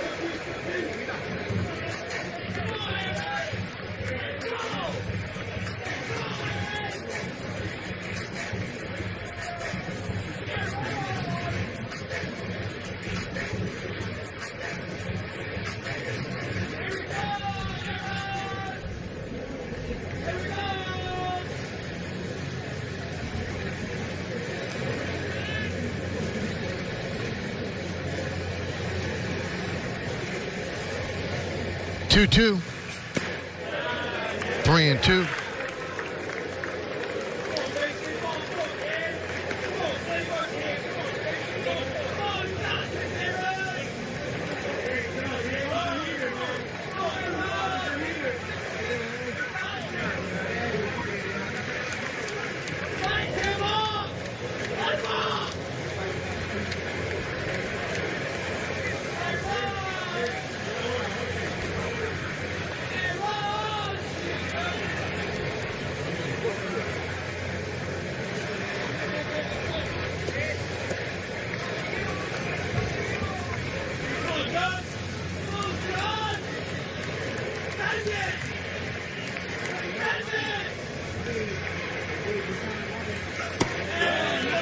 And a walk on a very close pitch by Aaron Judge.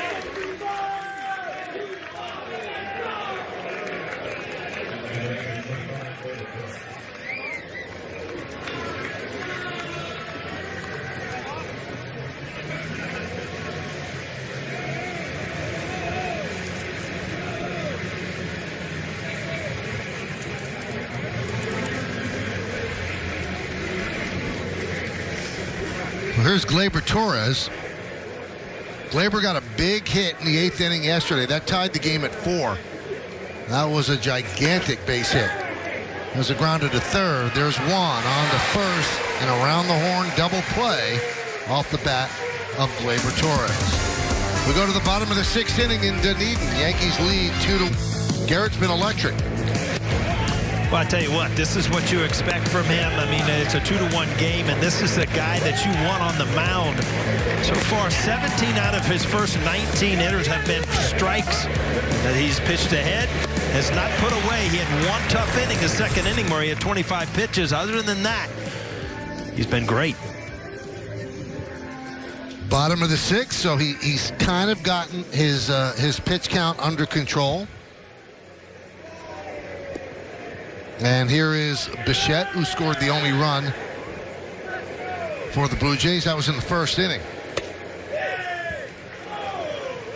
By the way, the double play ground ball off the bat of Gleyber Torres, the Yankees' 11th double play that they've grounded into. That ties San Diego for the Major League lead.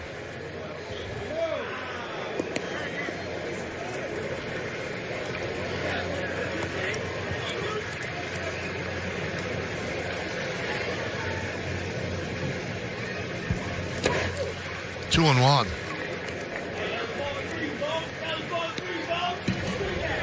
And I think we'd classify this as one of those games, a stressful game on a pitcher, Michael. I mean, you're pitching most of it from behind, 1-0. Your offense isn't going. Now all of a sudden you get a big home run, but still 2-to-1 game every single pitch is important, and that puts a lot of stress on top pitchers because they know they might not get any more.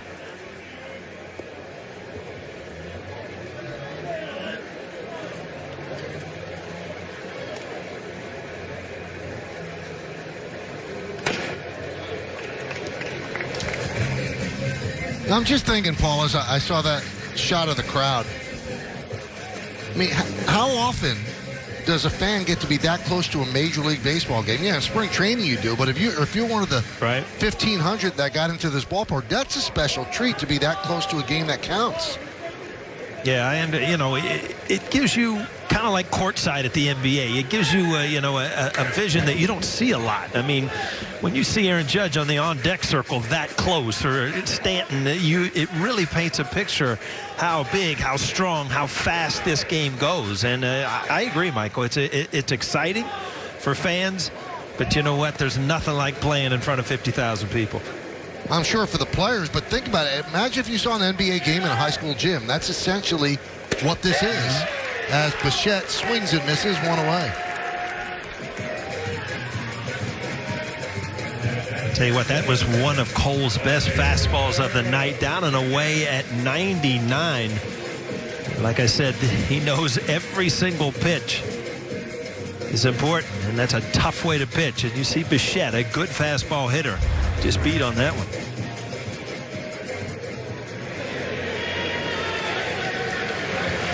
Here's Guerrero. He's 1 for 2.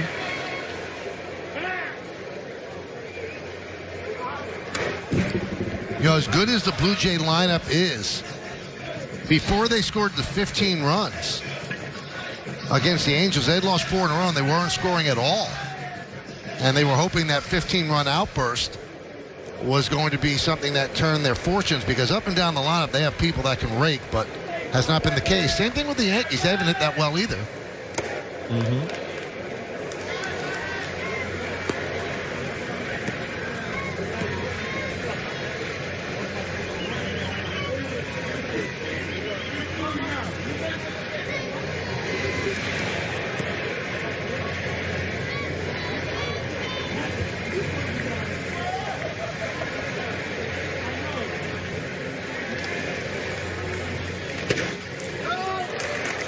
One and 2.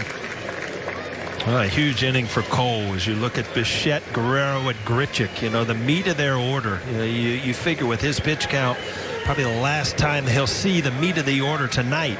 And to get through this inning would be a huge feather in the cap for the Yankees.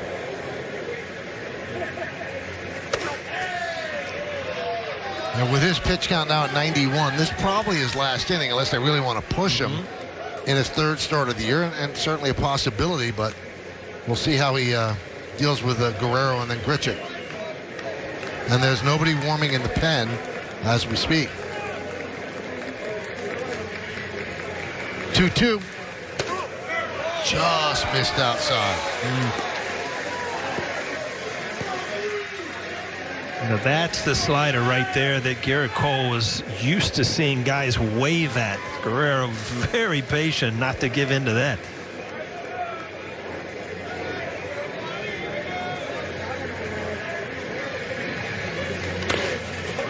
And that one's chopped over the mound. Gleyber Torres makes the play. 2 away.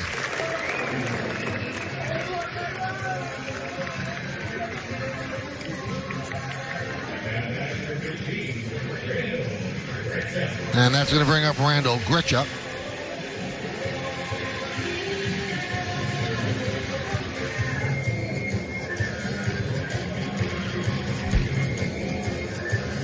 Well, Michael, you went over the numbers and the amount of home runs that Grichuk has hit over his career against the Yankees. And Garrett Cole, I'm sure, is aware. A very dangerous at bat here, dangerous hitter towards the end of the game.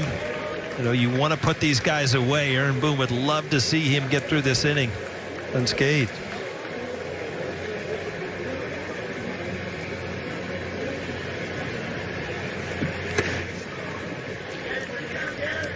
One and one.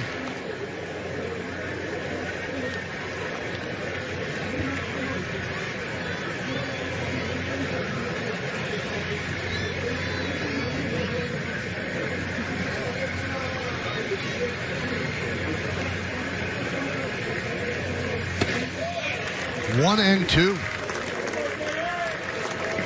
He's been much better late with that slider than he was early in the game, Michael. You see that ball right on the outside corner where he was kind of getting that over the middle of the plate early. That's where you get a lot of swing and misses.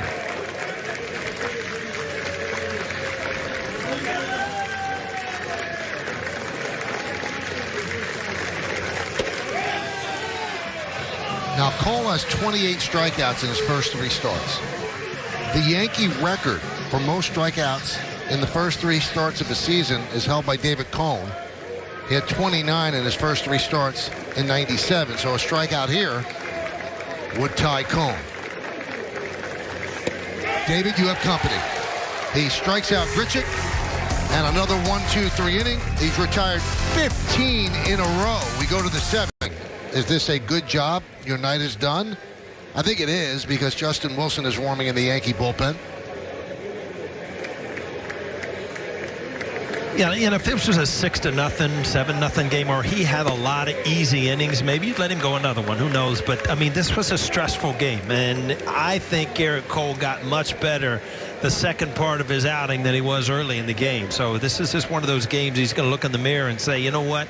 I found it. I got better. And I finally got a lead, and I kept it. Great job by Garrett Cole. Yeah, 98. They can't push him that much more, Paul. It just doesn't make sense. Not the 3rd start of the year.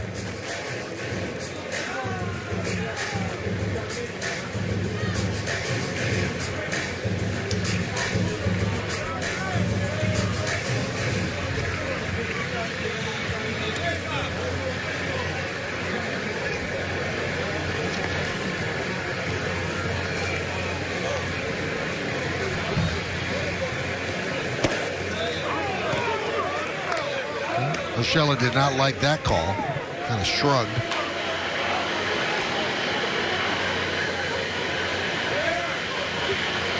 Wilson about ready. The Yankee bullpen has been used a lot in the first 9 games.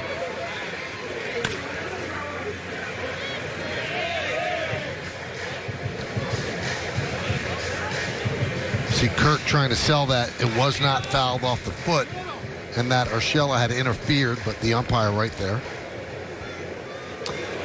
You know, Michael, it was interesting because Urshela, you said first pitch kind of shrugged on that, and it just goes to show you, you know, every ball that, you know, players question are usually just off the plate or just under the strike zone. And, you know, we have that box now so you can see it. It just goes to show, you know, the ability of a major league hitter to know what is a strike and what's a ball.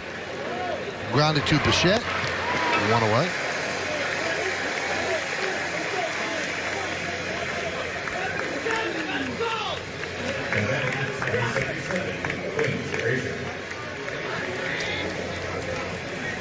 That brings up Clint Frazier, who walked in the 2nd, struck out looking in the 5th.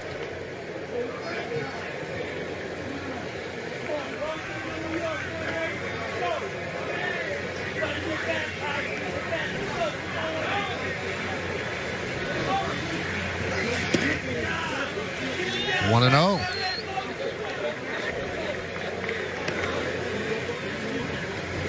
This is one of those at bat that Clint Frazier just looks like he did not pick up the ball off of Ray all night. And, you know, he knows in the back of the mind that, you know, I missed the last couple days. I got to get it going. And it's when you squeeze the bat a little bit tighter, try to make things happen.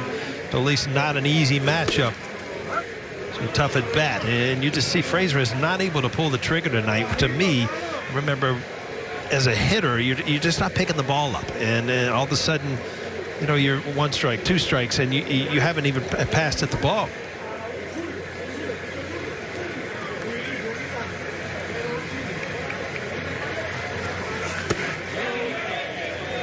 Checked his swing. Did he go?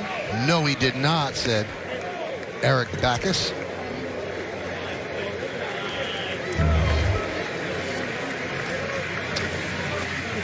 I agree with him there. What do you think, Michael? I agree as well. You and I agree on something? Come on. Yeah, Things have really changed, huh? We have to reset.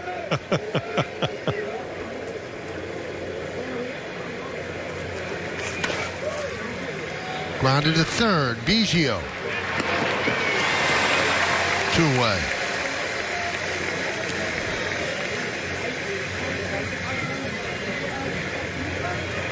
Seventh inning, first game of a 3-game set. You don't know how this game's going to end up, but, it's just on paper 2 good offensive teams that are just not rolling yet offensively. Toyo going to the pen. Come on, Michael, take us to break. Barucki against Odor when we get back. Stay tuned, Paul. Seed in the East. Coverage for that game starts at 6:30 right here on Yes, and streaming on the Yes app. That 1 seed's going to be important. Ryan Barucki is important for the Blue Jays as they bring him in to face Rougned Odor.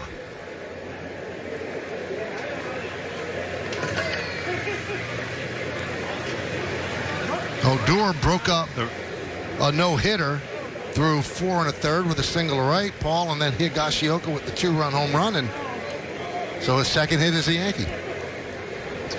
Yeah, Barucki, another guy we saw in that open series that we were impressed with his fastball, mid-90s, big lefty.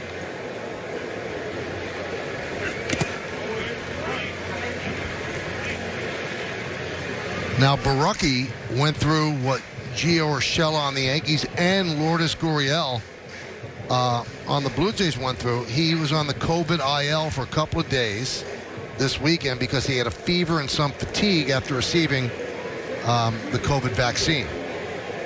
But he's okay on the mound right now. 0-2.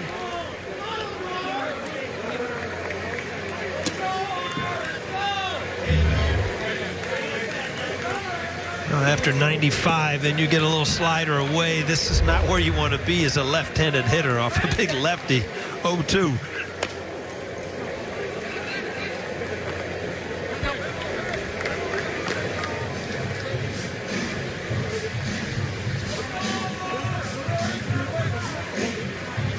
Did you see right behind Paul it was Dan Levy and Eugene Levy? It's the cast of a show I don't think I could say the name of, but the last name is Creek, that won all those awards. I got your point. And they're all Canadian, so the Blue Jays have them in the seats as cutouts.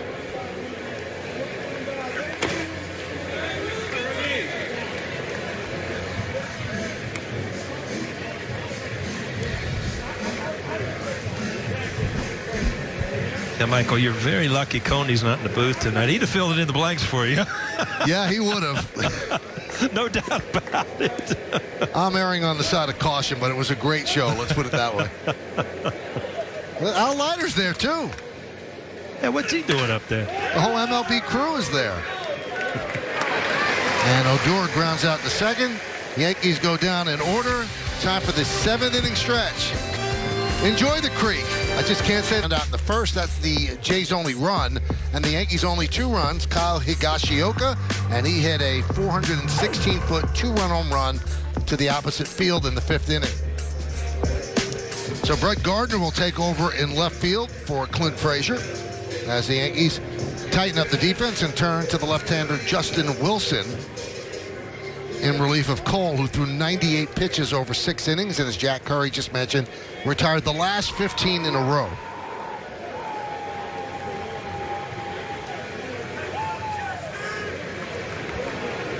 So first up is Biggio.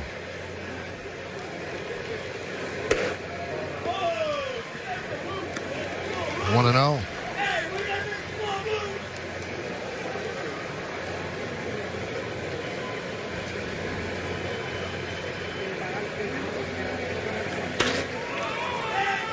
Fly ball, right field, so they try out Gardner right away.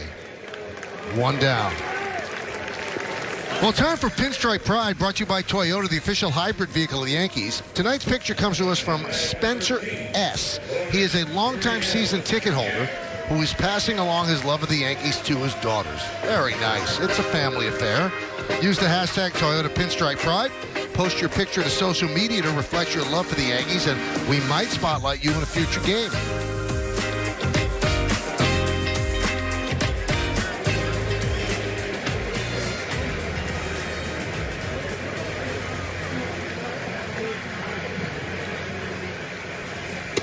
Gurriel takes outside from Wilson.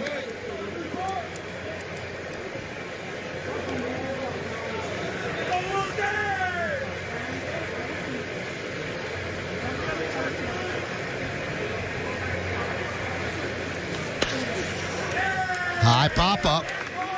Shallow center. Coming on is Talkman, now backing up, and he puts it away for the second out. It's an example of one of those high fly balls that Meredith was talking about earlier in the game that sometimes can be lost. And I think Talkman actually did lose this for an instant.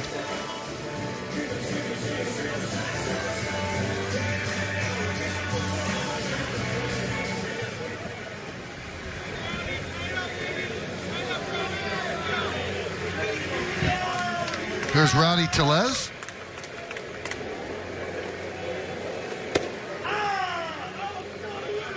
The fan is still in great voice in the 7th inning.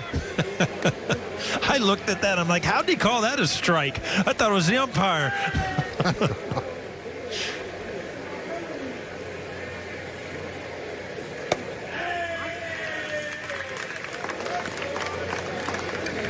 It's unbelievable, Paul. A couple of years of broadcasting, I had a vocal cord surgery. That guy's going to yell for the rest of his life and be fine.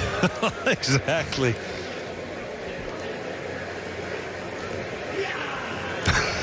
The 1-1.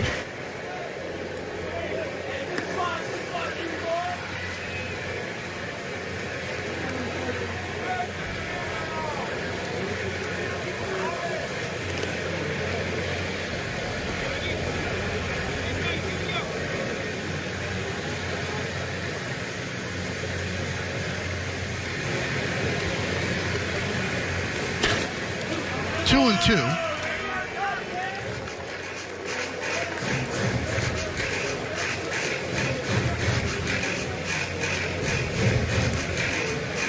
Wilson started the year on the IL. Some tightness in his shoulder that he felt in spring training. They wanted to handle it slowly, not rush him. He felt he could have started the season, but it was probably advisable to just take it slow. They did, and now he's fine. The count is full.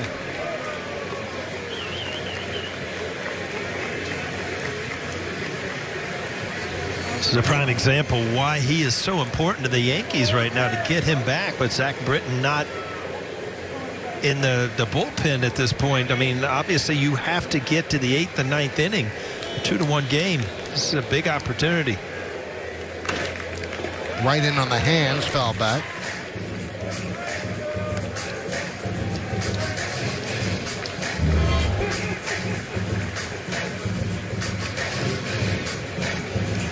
To me, that is the toughest pitch in baseball to hit for a lefty. That two-seamer in on your hands just keeps coming in. You cannot get the bad head to it.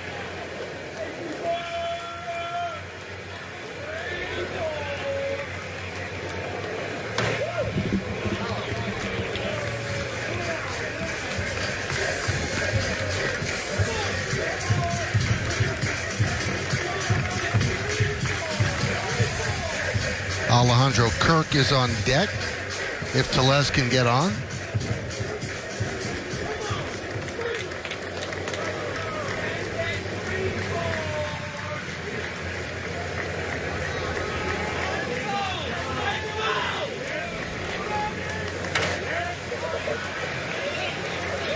Well, you can see the lighting's not perfect there because Higashioka looks like he has some silver paint on his fingers to make them a little easier to look at and see from the pitcher's mound. We'll see when he gives a sign.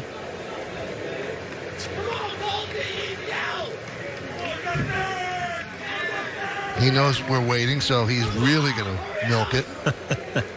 There you go.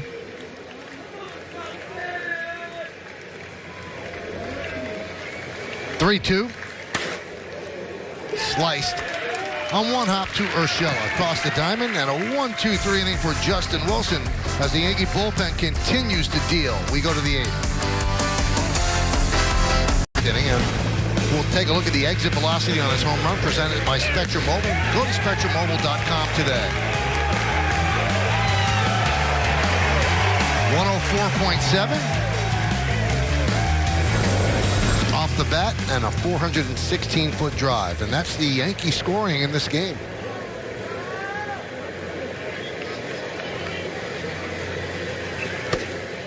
And Barucki deals a strike.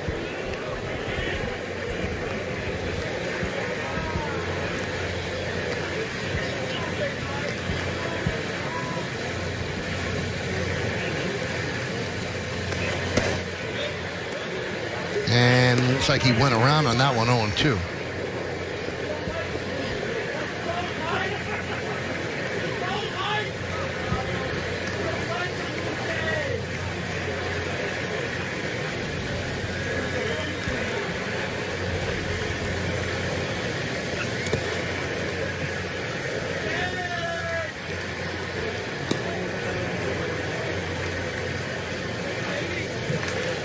Merriweather and Thornton warming. Merriweather's been pretty much unhittable this year, early going, as he has emerged as the Blue Jays closer. High drive, deep left center field. See ya! A long home run for Higashioka, his second of the night, and it is 3-1 Yankees.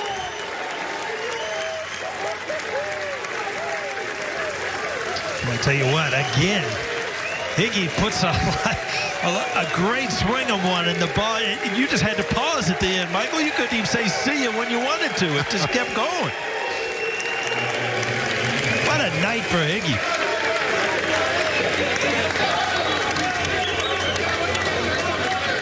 Fifth home run against the Blue Jays, 12 in his career. So he loves the exchange rate. Sharp as ever, Michael. There's Talkman.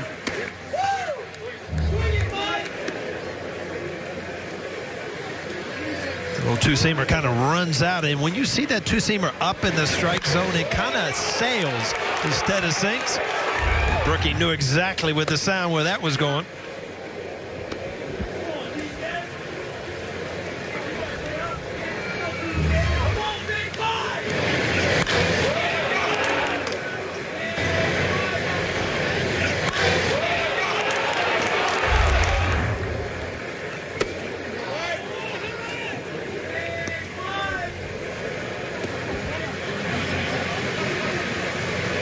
Higashioka always showed power in the minor leagues, Paul. They knew he could hit home runs. And now showing that he has an affinity for hitting home runs against the Blue Jays as Talkman goes down on strikes. You know what happened on this date in 1993, right, Paul? You have any idea? I don't know. I think you do. Give me a hint. Okay, it involves you. It involves your first game ever at Yankee Stadium as a Yankee. Nice mullet. Against Coney. And David Cohn's on the hill. We could talk about it all we want now. He's not in the booth. 4 for 4, Paul, in your Yankee Stadium debut. Seems like yesterday, Michael. Not really, but I could say that. And you started in left field. Tartable was in right. Oh, yeah. Wow. Boy, did things Move change. over, Tartable. I'm coming over. Sometime soon.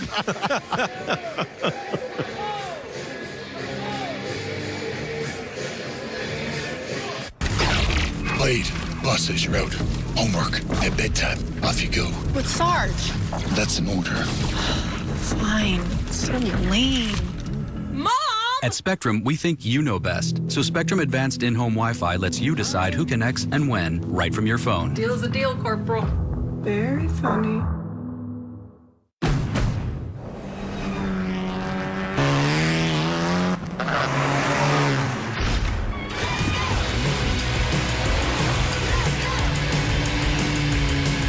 Everything in our garage is inspired by our racing spirit.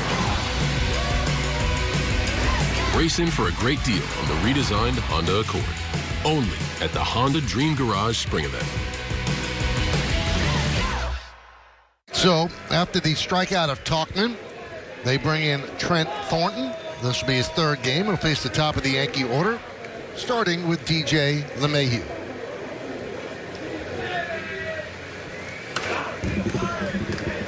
Oh, 1. Rough night for LeMahieu so far with 2 strikeouts, and he grounded into a double play.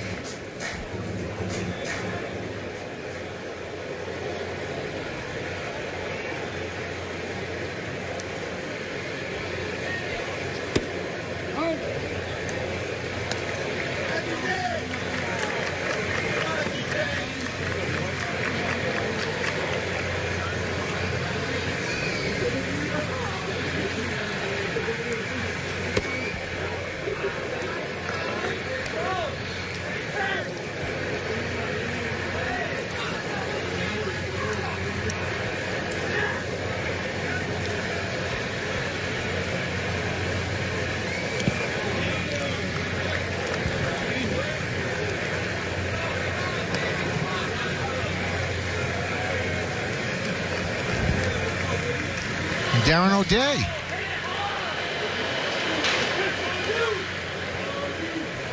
He's next up in the pen. Yankees lead 3-1, or Kyle Higashioka leads 3-1. And how about that? A 3-strikeout game for DJ LeMahieu. What are you seeing from DJ? I mean, the numbers aren't terrible, Paul, but he doesn't look like he looks, if that makes sense. Well, I mean, he's usually inside out, inside the ball. And you just look that front foot. He's out on his front side just a little quick, which doesn't allow him to stay inside the baseball. But, it's a quick fix for him. It's not something that he gets in problems with very often. Just looks like he's getting out on his front side a little bit too quick at this point.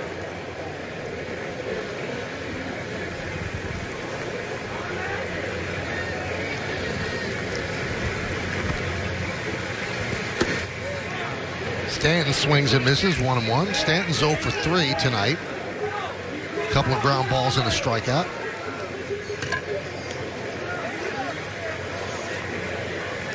Last 3-strikeout game came in August of 2019. And his strikeout percentage is the 5th lowest in the majors. Palacios runs out of room.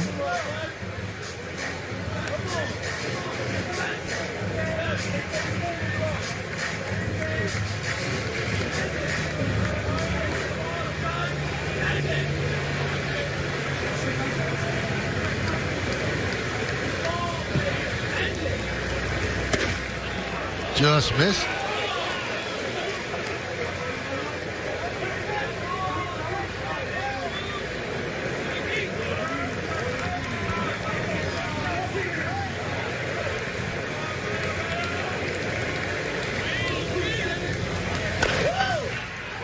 Chop the third. Biggio gets Stanton, and that will do it. You interested in seeing Higashioka home run dossier against the Blue Jays? Well, September 16th of last year, he hit 3. Today, he hits 2. That's 5. Yeah, you don't work for ESPN. Let's listen to the music. I know Paul likes it. With the show. Oh, Lord, if I got to hear you sing, man, we might have to go to a different broadcast. Yes, you're funny. When we came back, I saw the Michael Kay show at the bottom of the screen. I'm like, he can't read his own show. Meredith, I appreciate that. That was nice of you. Anytime, Paul. People helping people. We're teammates up here. That's right. That's right. Darren O'Day comes in for the Yankees, and Joe Panik will pinch hit for Alejandro Kirk, and Panik takes a strike.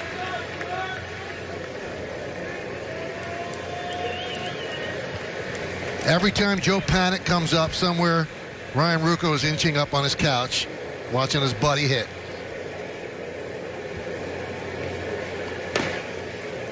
Oh, and 2. Gotta be tough at bat for Ryan Ruocco. He's such a huge Yankee fan, but then Panik's a good buddy. So who are you rooting for? You know what? Knowing Ryan, he'll handle it this way. I just want to see him hit the ball sharply and get an out. Yeah. Get a base hit, get thrown out, going for 2 or something like that. Maybe something like that.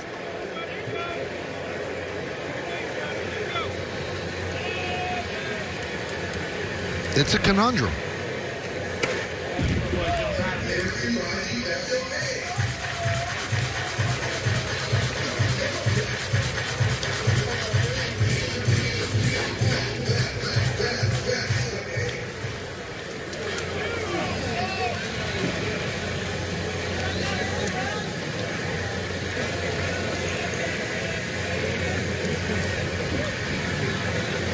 The 0-2 upstairs.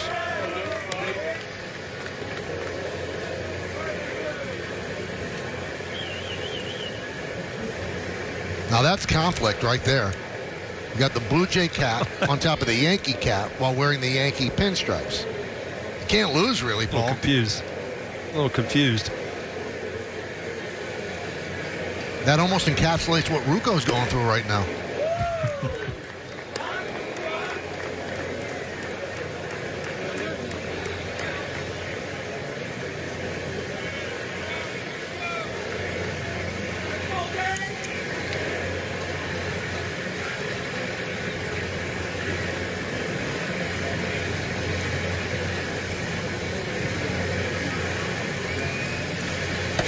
Strike three. Panic goes down. One away. This copyrighted telecast presented by authority of the New York Yankees and may not be reproduced or retransmitted in any form, and the accounts and descriptions of this game may not be disseminated without the express written consent of the New York Yankees.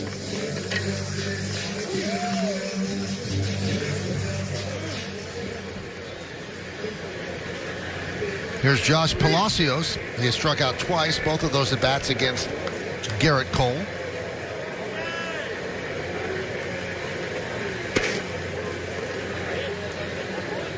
You know, we've talked about this a lot with O'Day coming in. He seems like he has something to get out lefties, Paul. What's he doing to get out lefties? Because usually those sidewinders have trouble against the opposite side. Yeah, he has the ability to get the ball in on lefties and still kind of jam him because, you know, as a left-handed hitter, when you can just lean, if you look at that pitch right there, you could just lean out and hit that sidearm sinker the other way. They don't have any option other than to show you inside and then try to get you out of the way. But he has the ability right here to throw strikes on lefties inside and keep them honest.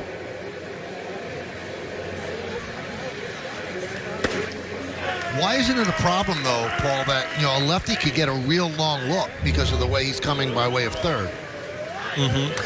You know what? His velocity is a little bit, a tick or two up than most guys there from that sidearm angle. And obviously he has a ton of movement. That ball actually kind of upshooted and rose. But, you know, he just has a knack of putting the ball where he wants.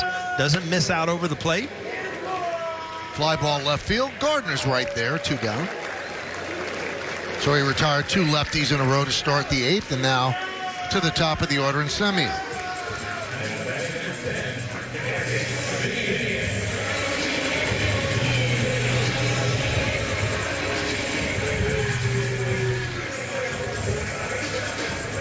Semien 0 for 3 tonight. Fouled out to the catcher, struck out, and a fly ball to left. He has 3 home runs this year with 5 ribbies, but hitting 190. 0-1.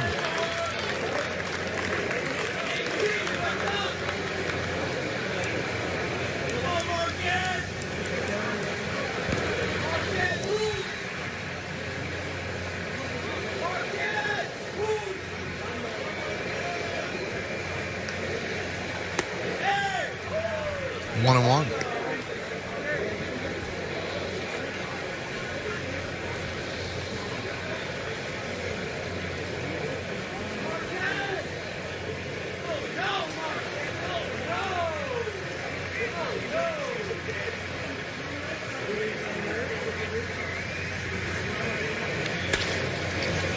Line to left field. It's a base hit in front of Gardner. So a 2-out single, and that'll bring up Bo Bichette.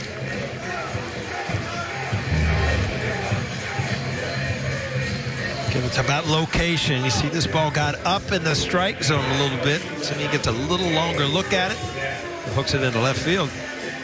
And remember now, 3-1 game. All of a sudden, now tying run coming to the plate. You know, Toronto has not shown anything offensively now, but still dangerous times here. Every single out in a close game. Paul, that single by Semien broke a streak of 20 straight Blue Jays retired by Yankee pitching. 15 of them by Cole, 3 of them by Wilson, 2 of them by O'Day. 1-0.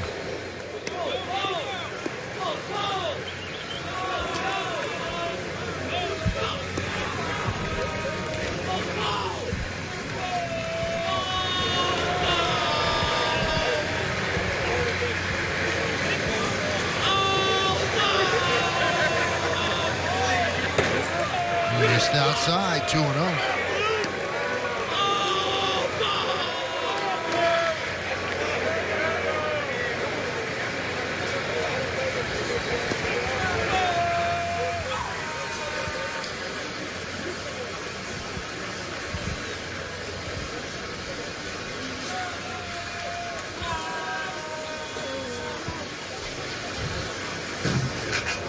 Higashioka called time there.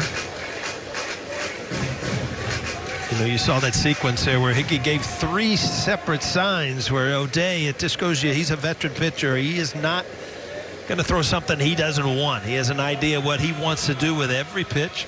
Going to call his own game. Now 3-0, and the dangerous Guerrero is on deck.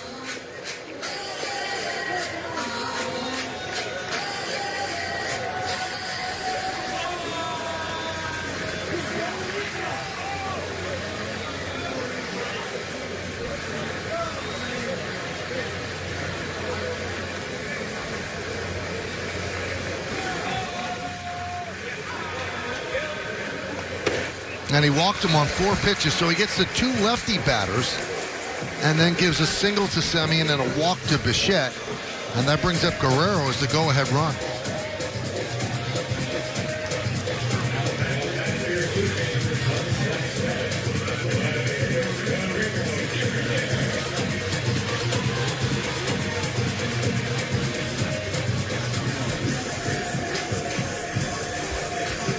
Now Blake's going to come out and talk with Darren O'Day. And Luis Cessa getting ready in a hurry.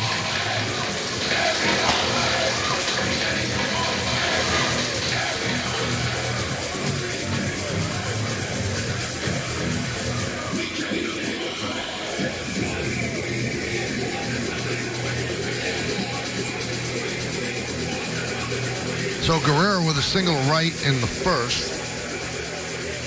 Struck out in the third. Grounded to short in the sixth. We're in the 8th inning. Yankees lead 3-1 on the strength of 2 Kyle Higashioka home runs.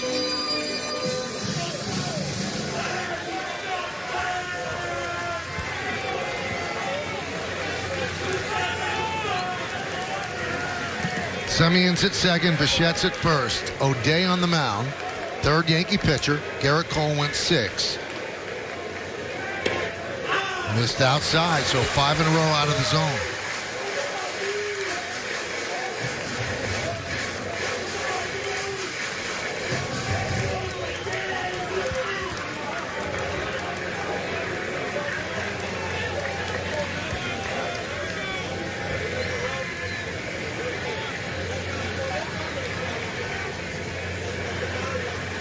Swing and a miss. 1-1.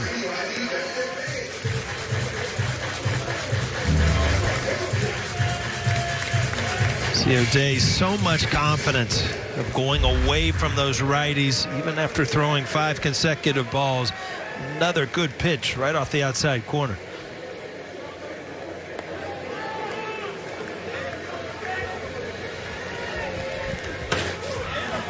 One and two.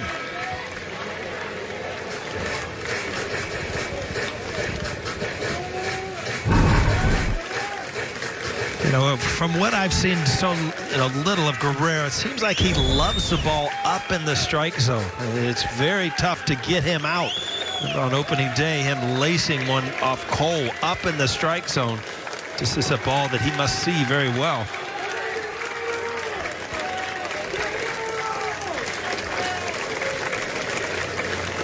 One, two. Swing and a miss. Got him. And O'Day works into and out of trouble. No runs a hit. And 2 men left on base. A big strikeout of Guerrero. Sidearm and out we go to the ninth. After barking Bichette, he misses away. Went back to a good slider here. Dangerous pitch here, though. Got it up in the strike zone. Vlad wanted that one back to a good slider. Huge out for the Yankees from O'Day. And by getting into a little trouble, Paul, he cleared the top of the order. In all likelihood for Chapman, who now has to face Grichuk, Biggio, and Gurriel. Certainly no walk in the park. Danny Jansen takes over behind the plate because Kirk was pinch hit for by Joe Panic. So Thornton in for his second, or his first full inning. He got the final 2 outs of the 8th. And the count 0-1 on Judge. Judge has walked twice and a fly ball to right.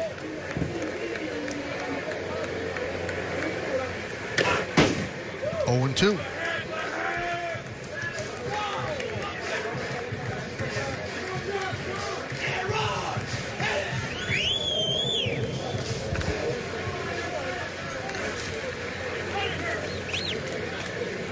And there's Chapman getting ready.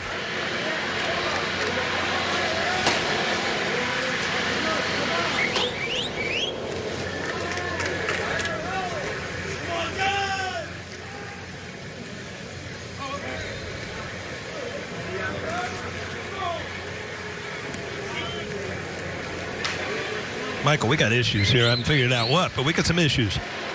I think we do. I don't know what it is.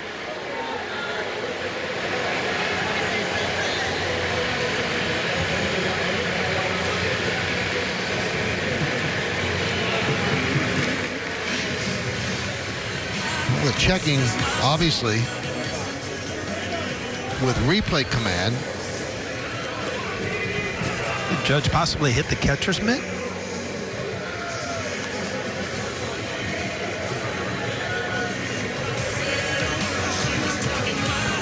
Well, the crew chief is there, Jerry Lane, and the home plate umpire, Hunter Wendelson.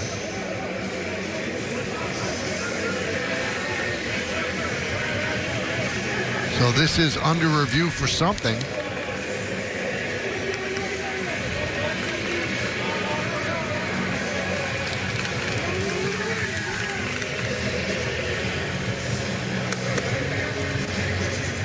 You know, hitting the catcher's mitt, that's the only thing I could think that they'd be looking for catcher's interference. But well, let's take a look at the swing ourselves. Let's see if we can see anything.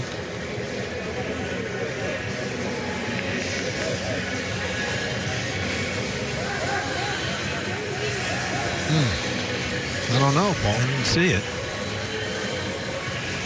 Maybe this angle. Clearly didn't hit the catcher's glove.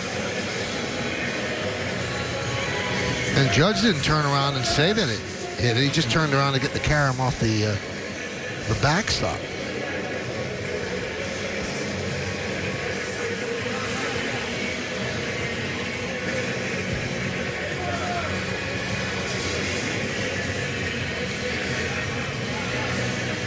It had to be that. I can't picture anything else. Right. It didn't even come close to the glove.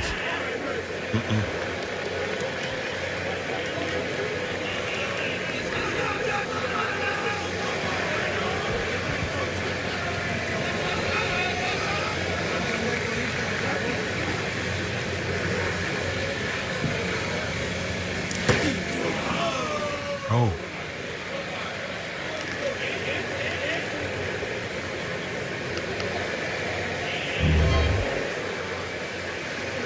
You know, Michael, I heard yesterday, I was listening to the game on my Yes app, I have to tell you, that Flash was saying he felt so comfortable when he got to pull that mask down. You could still say that after watching a play like that? Yeah, I think it went deeper than that, Paul. There were a lot of layers of onion were peeled off there. Ground ball to third. Biggio. One away. I mean, I drove home and I thought I should have charged him an hourly rate because he was getting a lot off his chest. It was his first time in the booth. He had the mic. He could get it all off his chest. You're right. Great play down there by Biggio. And again, he has made some good plays, both in that opening series. And Vlad is still having issues over there at first base with that stretch. Pitch up and away to Gleyber Torres. Gleyber's 0 for 2 with a walk. Wrapped into a double play. In fact, the Yankees have hit into 3 double plays tonight. 11 on the season, which is tied with San Diego for the most in baseball.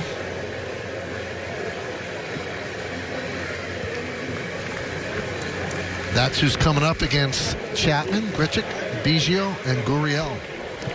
And what they've done against Chapman in their career. 2-1.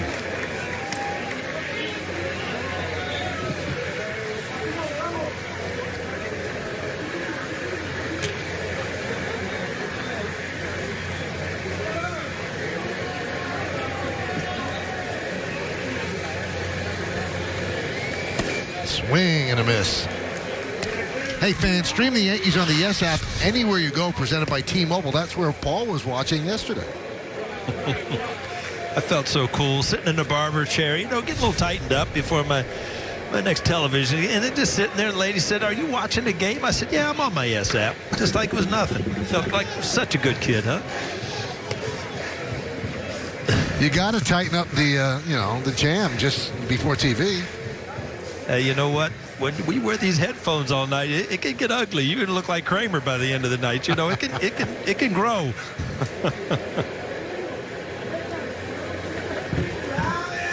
Well, you've been close to Kramer, so you know. You promised 2 home runs. Yeah, they ripped me off, right? Gave me an error on one, wasn't that it? Yeah.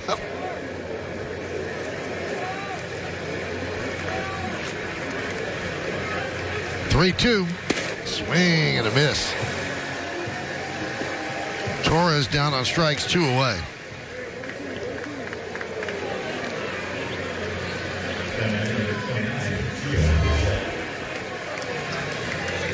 A little cut fastball, and you see with 2 strikes, he's still a little long, a little big. Every once in a while, when Glaber struggles, I like to see him get 2 strikes because he'll cut it down and shorten up a little bit. But right there, good pitch to hit, swung right through it.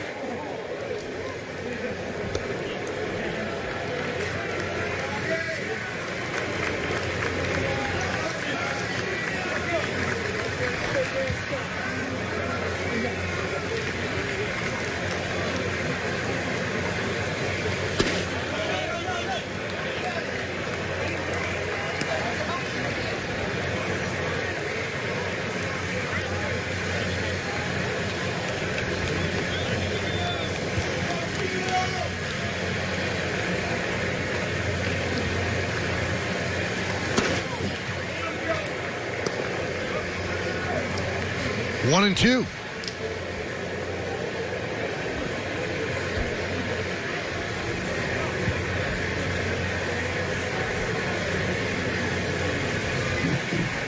And the pitch to Urshela upstairs.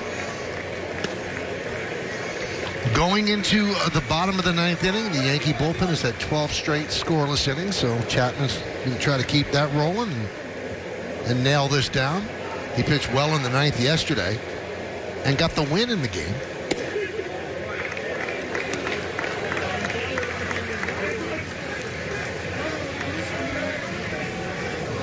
So 3-2 on Urshela. Gio is 0 for 3 with 3 ground balls, hit into 1 double play tonight.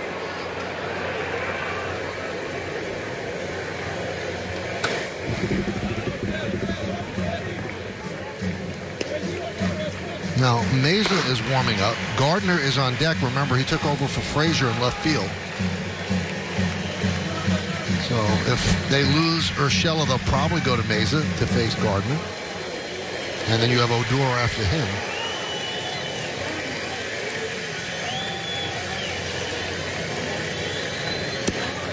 Just missed low. Thornton wanted that one, but good at bat for Urshela. Good eye to work the walk. And then Charlie Montoya will go for the left-hander. He must have been listening. So Mesa will come on against Gardner with 2 outs and a runner on. Yankees lead 3-1, trying to build on that.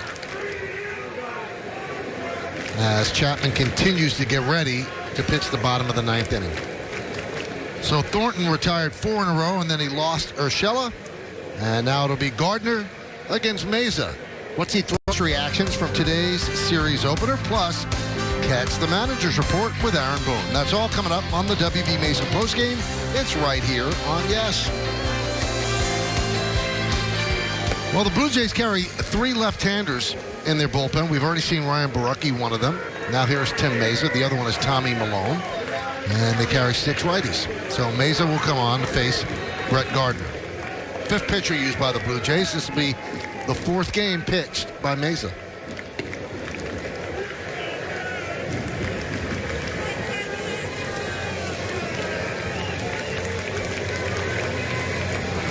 Gardner off to a good start. Strong OPS of 947. Started the previous 2 games, came in for defense in this one. Fastball is low, 1-0.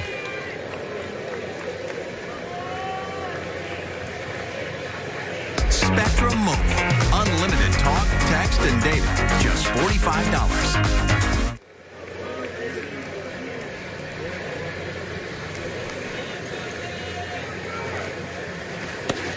There's a strike.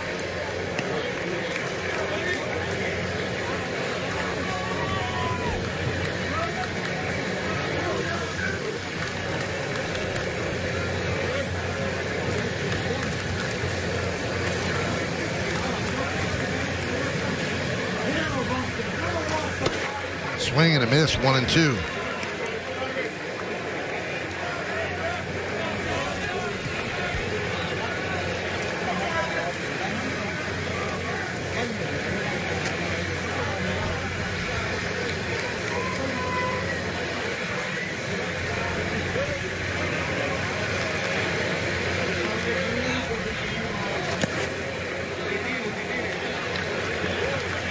And there was nobody covering third base. And Meza runs over as Urshela takes second.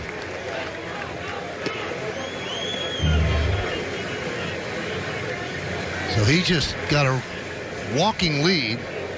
So then the shortstop is covering, and they had a shift on, and there was nobody covering third, but the pitcher picked up and got there. So a stolen base for Urshela.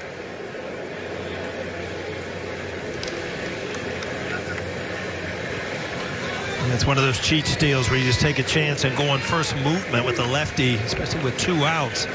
Brett Gardner has an opportunity, just a base hit to score another run. 3-2.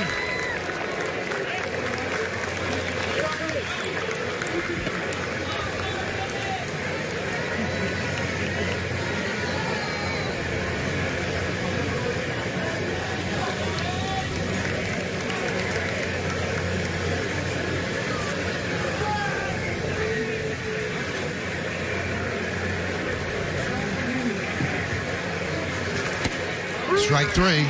Gardner down looking. No runs, no hits, no errors. 1 man left. Now the Blue Jays have to deal with that man, Aroldis Chapman. He's got a new pitch, a new toy. And oh yeah, he throws over 100 miles an hour. This should be fun. Unbelievable. And this is what the nature of baseball has gone to. The power arms in the bullpen. Strikeout pitchers. It's no longer matchups. It's just guys that throw the ball by you. It makes it very difficult for hitters late in the game.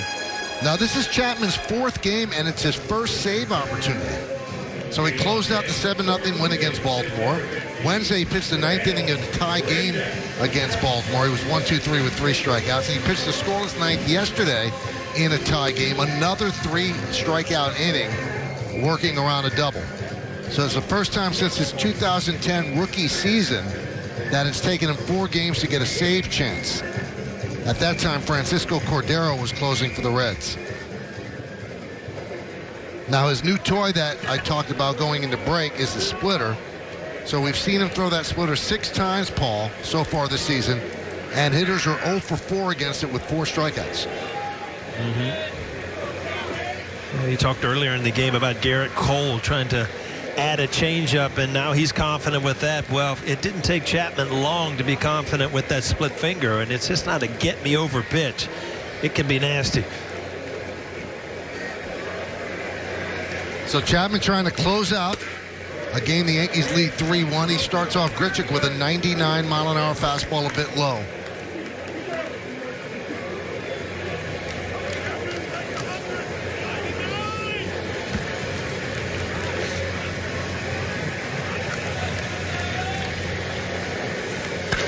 And that one is wrapped into center field, and it's off the glove of a diving Tauchman. And backing up is Gardner, and Grichuk starts with a double.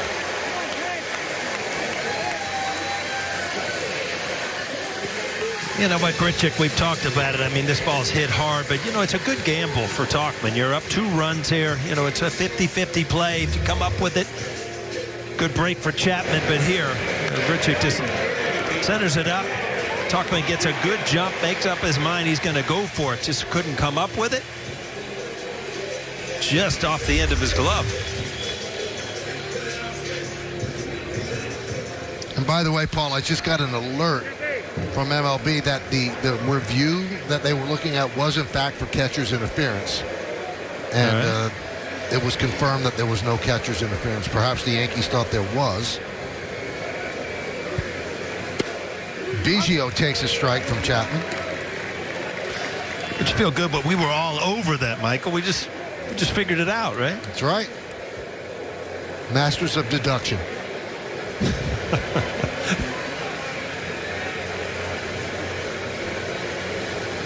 Big lead for Grichuk.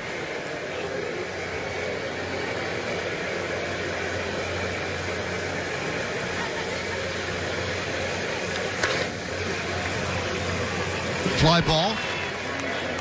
Left field. Gardner is there to put it away for the first out.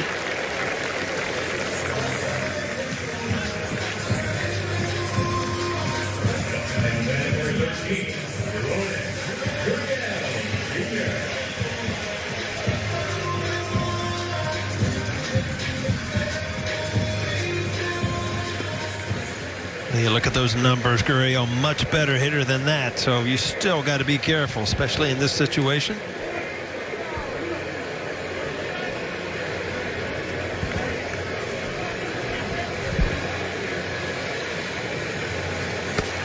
Oh, 101 right on the lower part of the zone for a strike.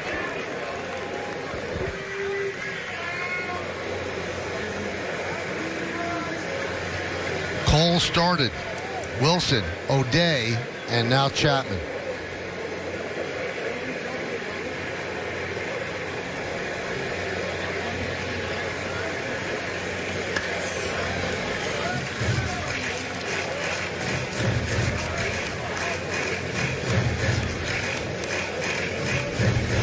You know, there's some things in sports, Michael. You know, if you take basketball, it's the tomahawk dunk, and you take golf, you can drive one over 300 yards. Imagine just the ability to throw one at 101 whenever you want. That's just one of those things, right?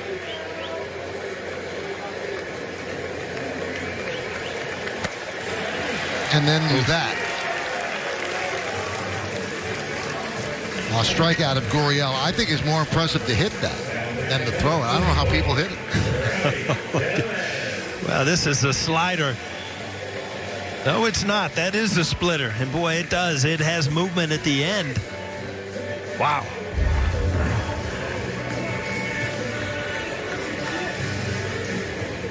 Well, here's a guy with power, Rowdy Tellez. Picked up his first hit of the year after 21 at-bats, a single to center in the second, then a fly ball to left and a ground ball to third. Last chance for the Blue Jays, 102 in the dirt, 1-0.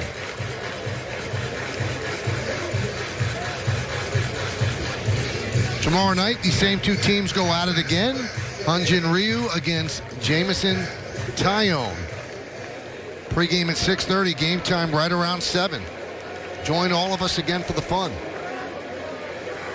Yankees 1 out away from nailing this down.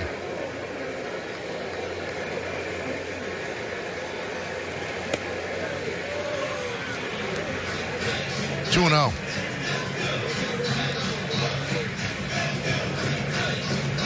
And then on Wednesday, it's a 107 start. You have Kluber against Stripling.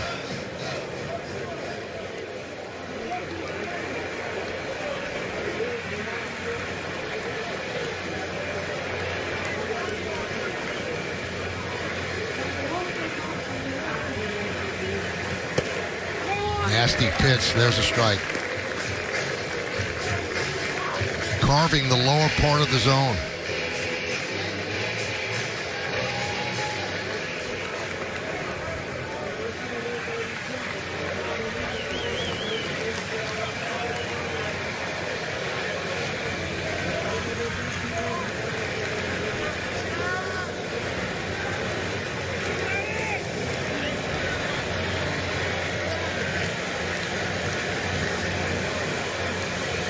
And the pitch.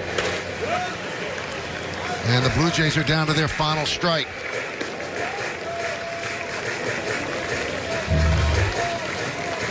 Well, this is probably the best pitch he's going to see. This ball is kind of belled high right down the middle. A mistake by Chapman, and he got away with it.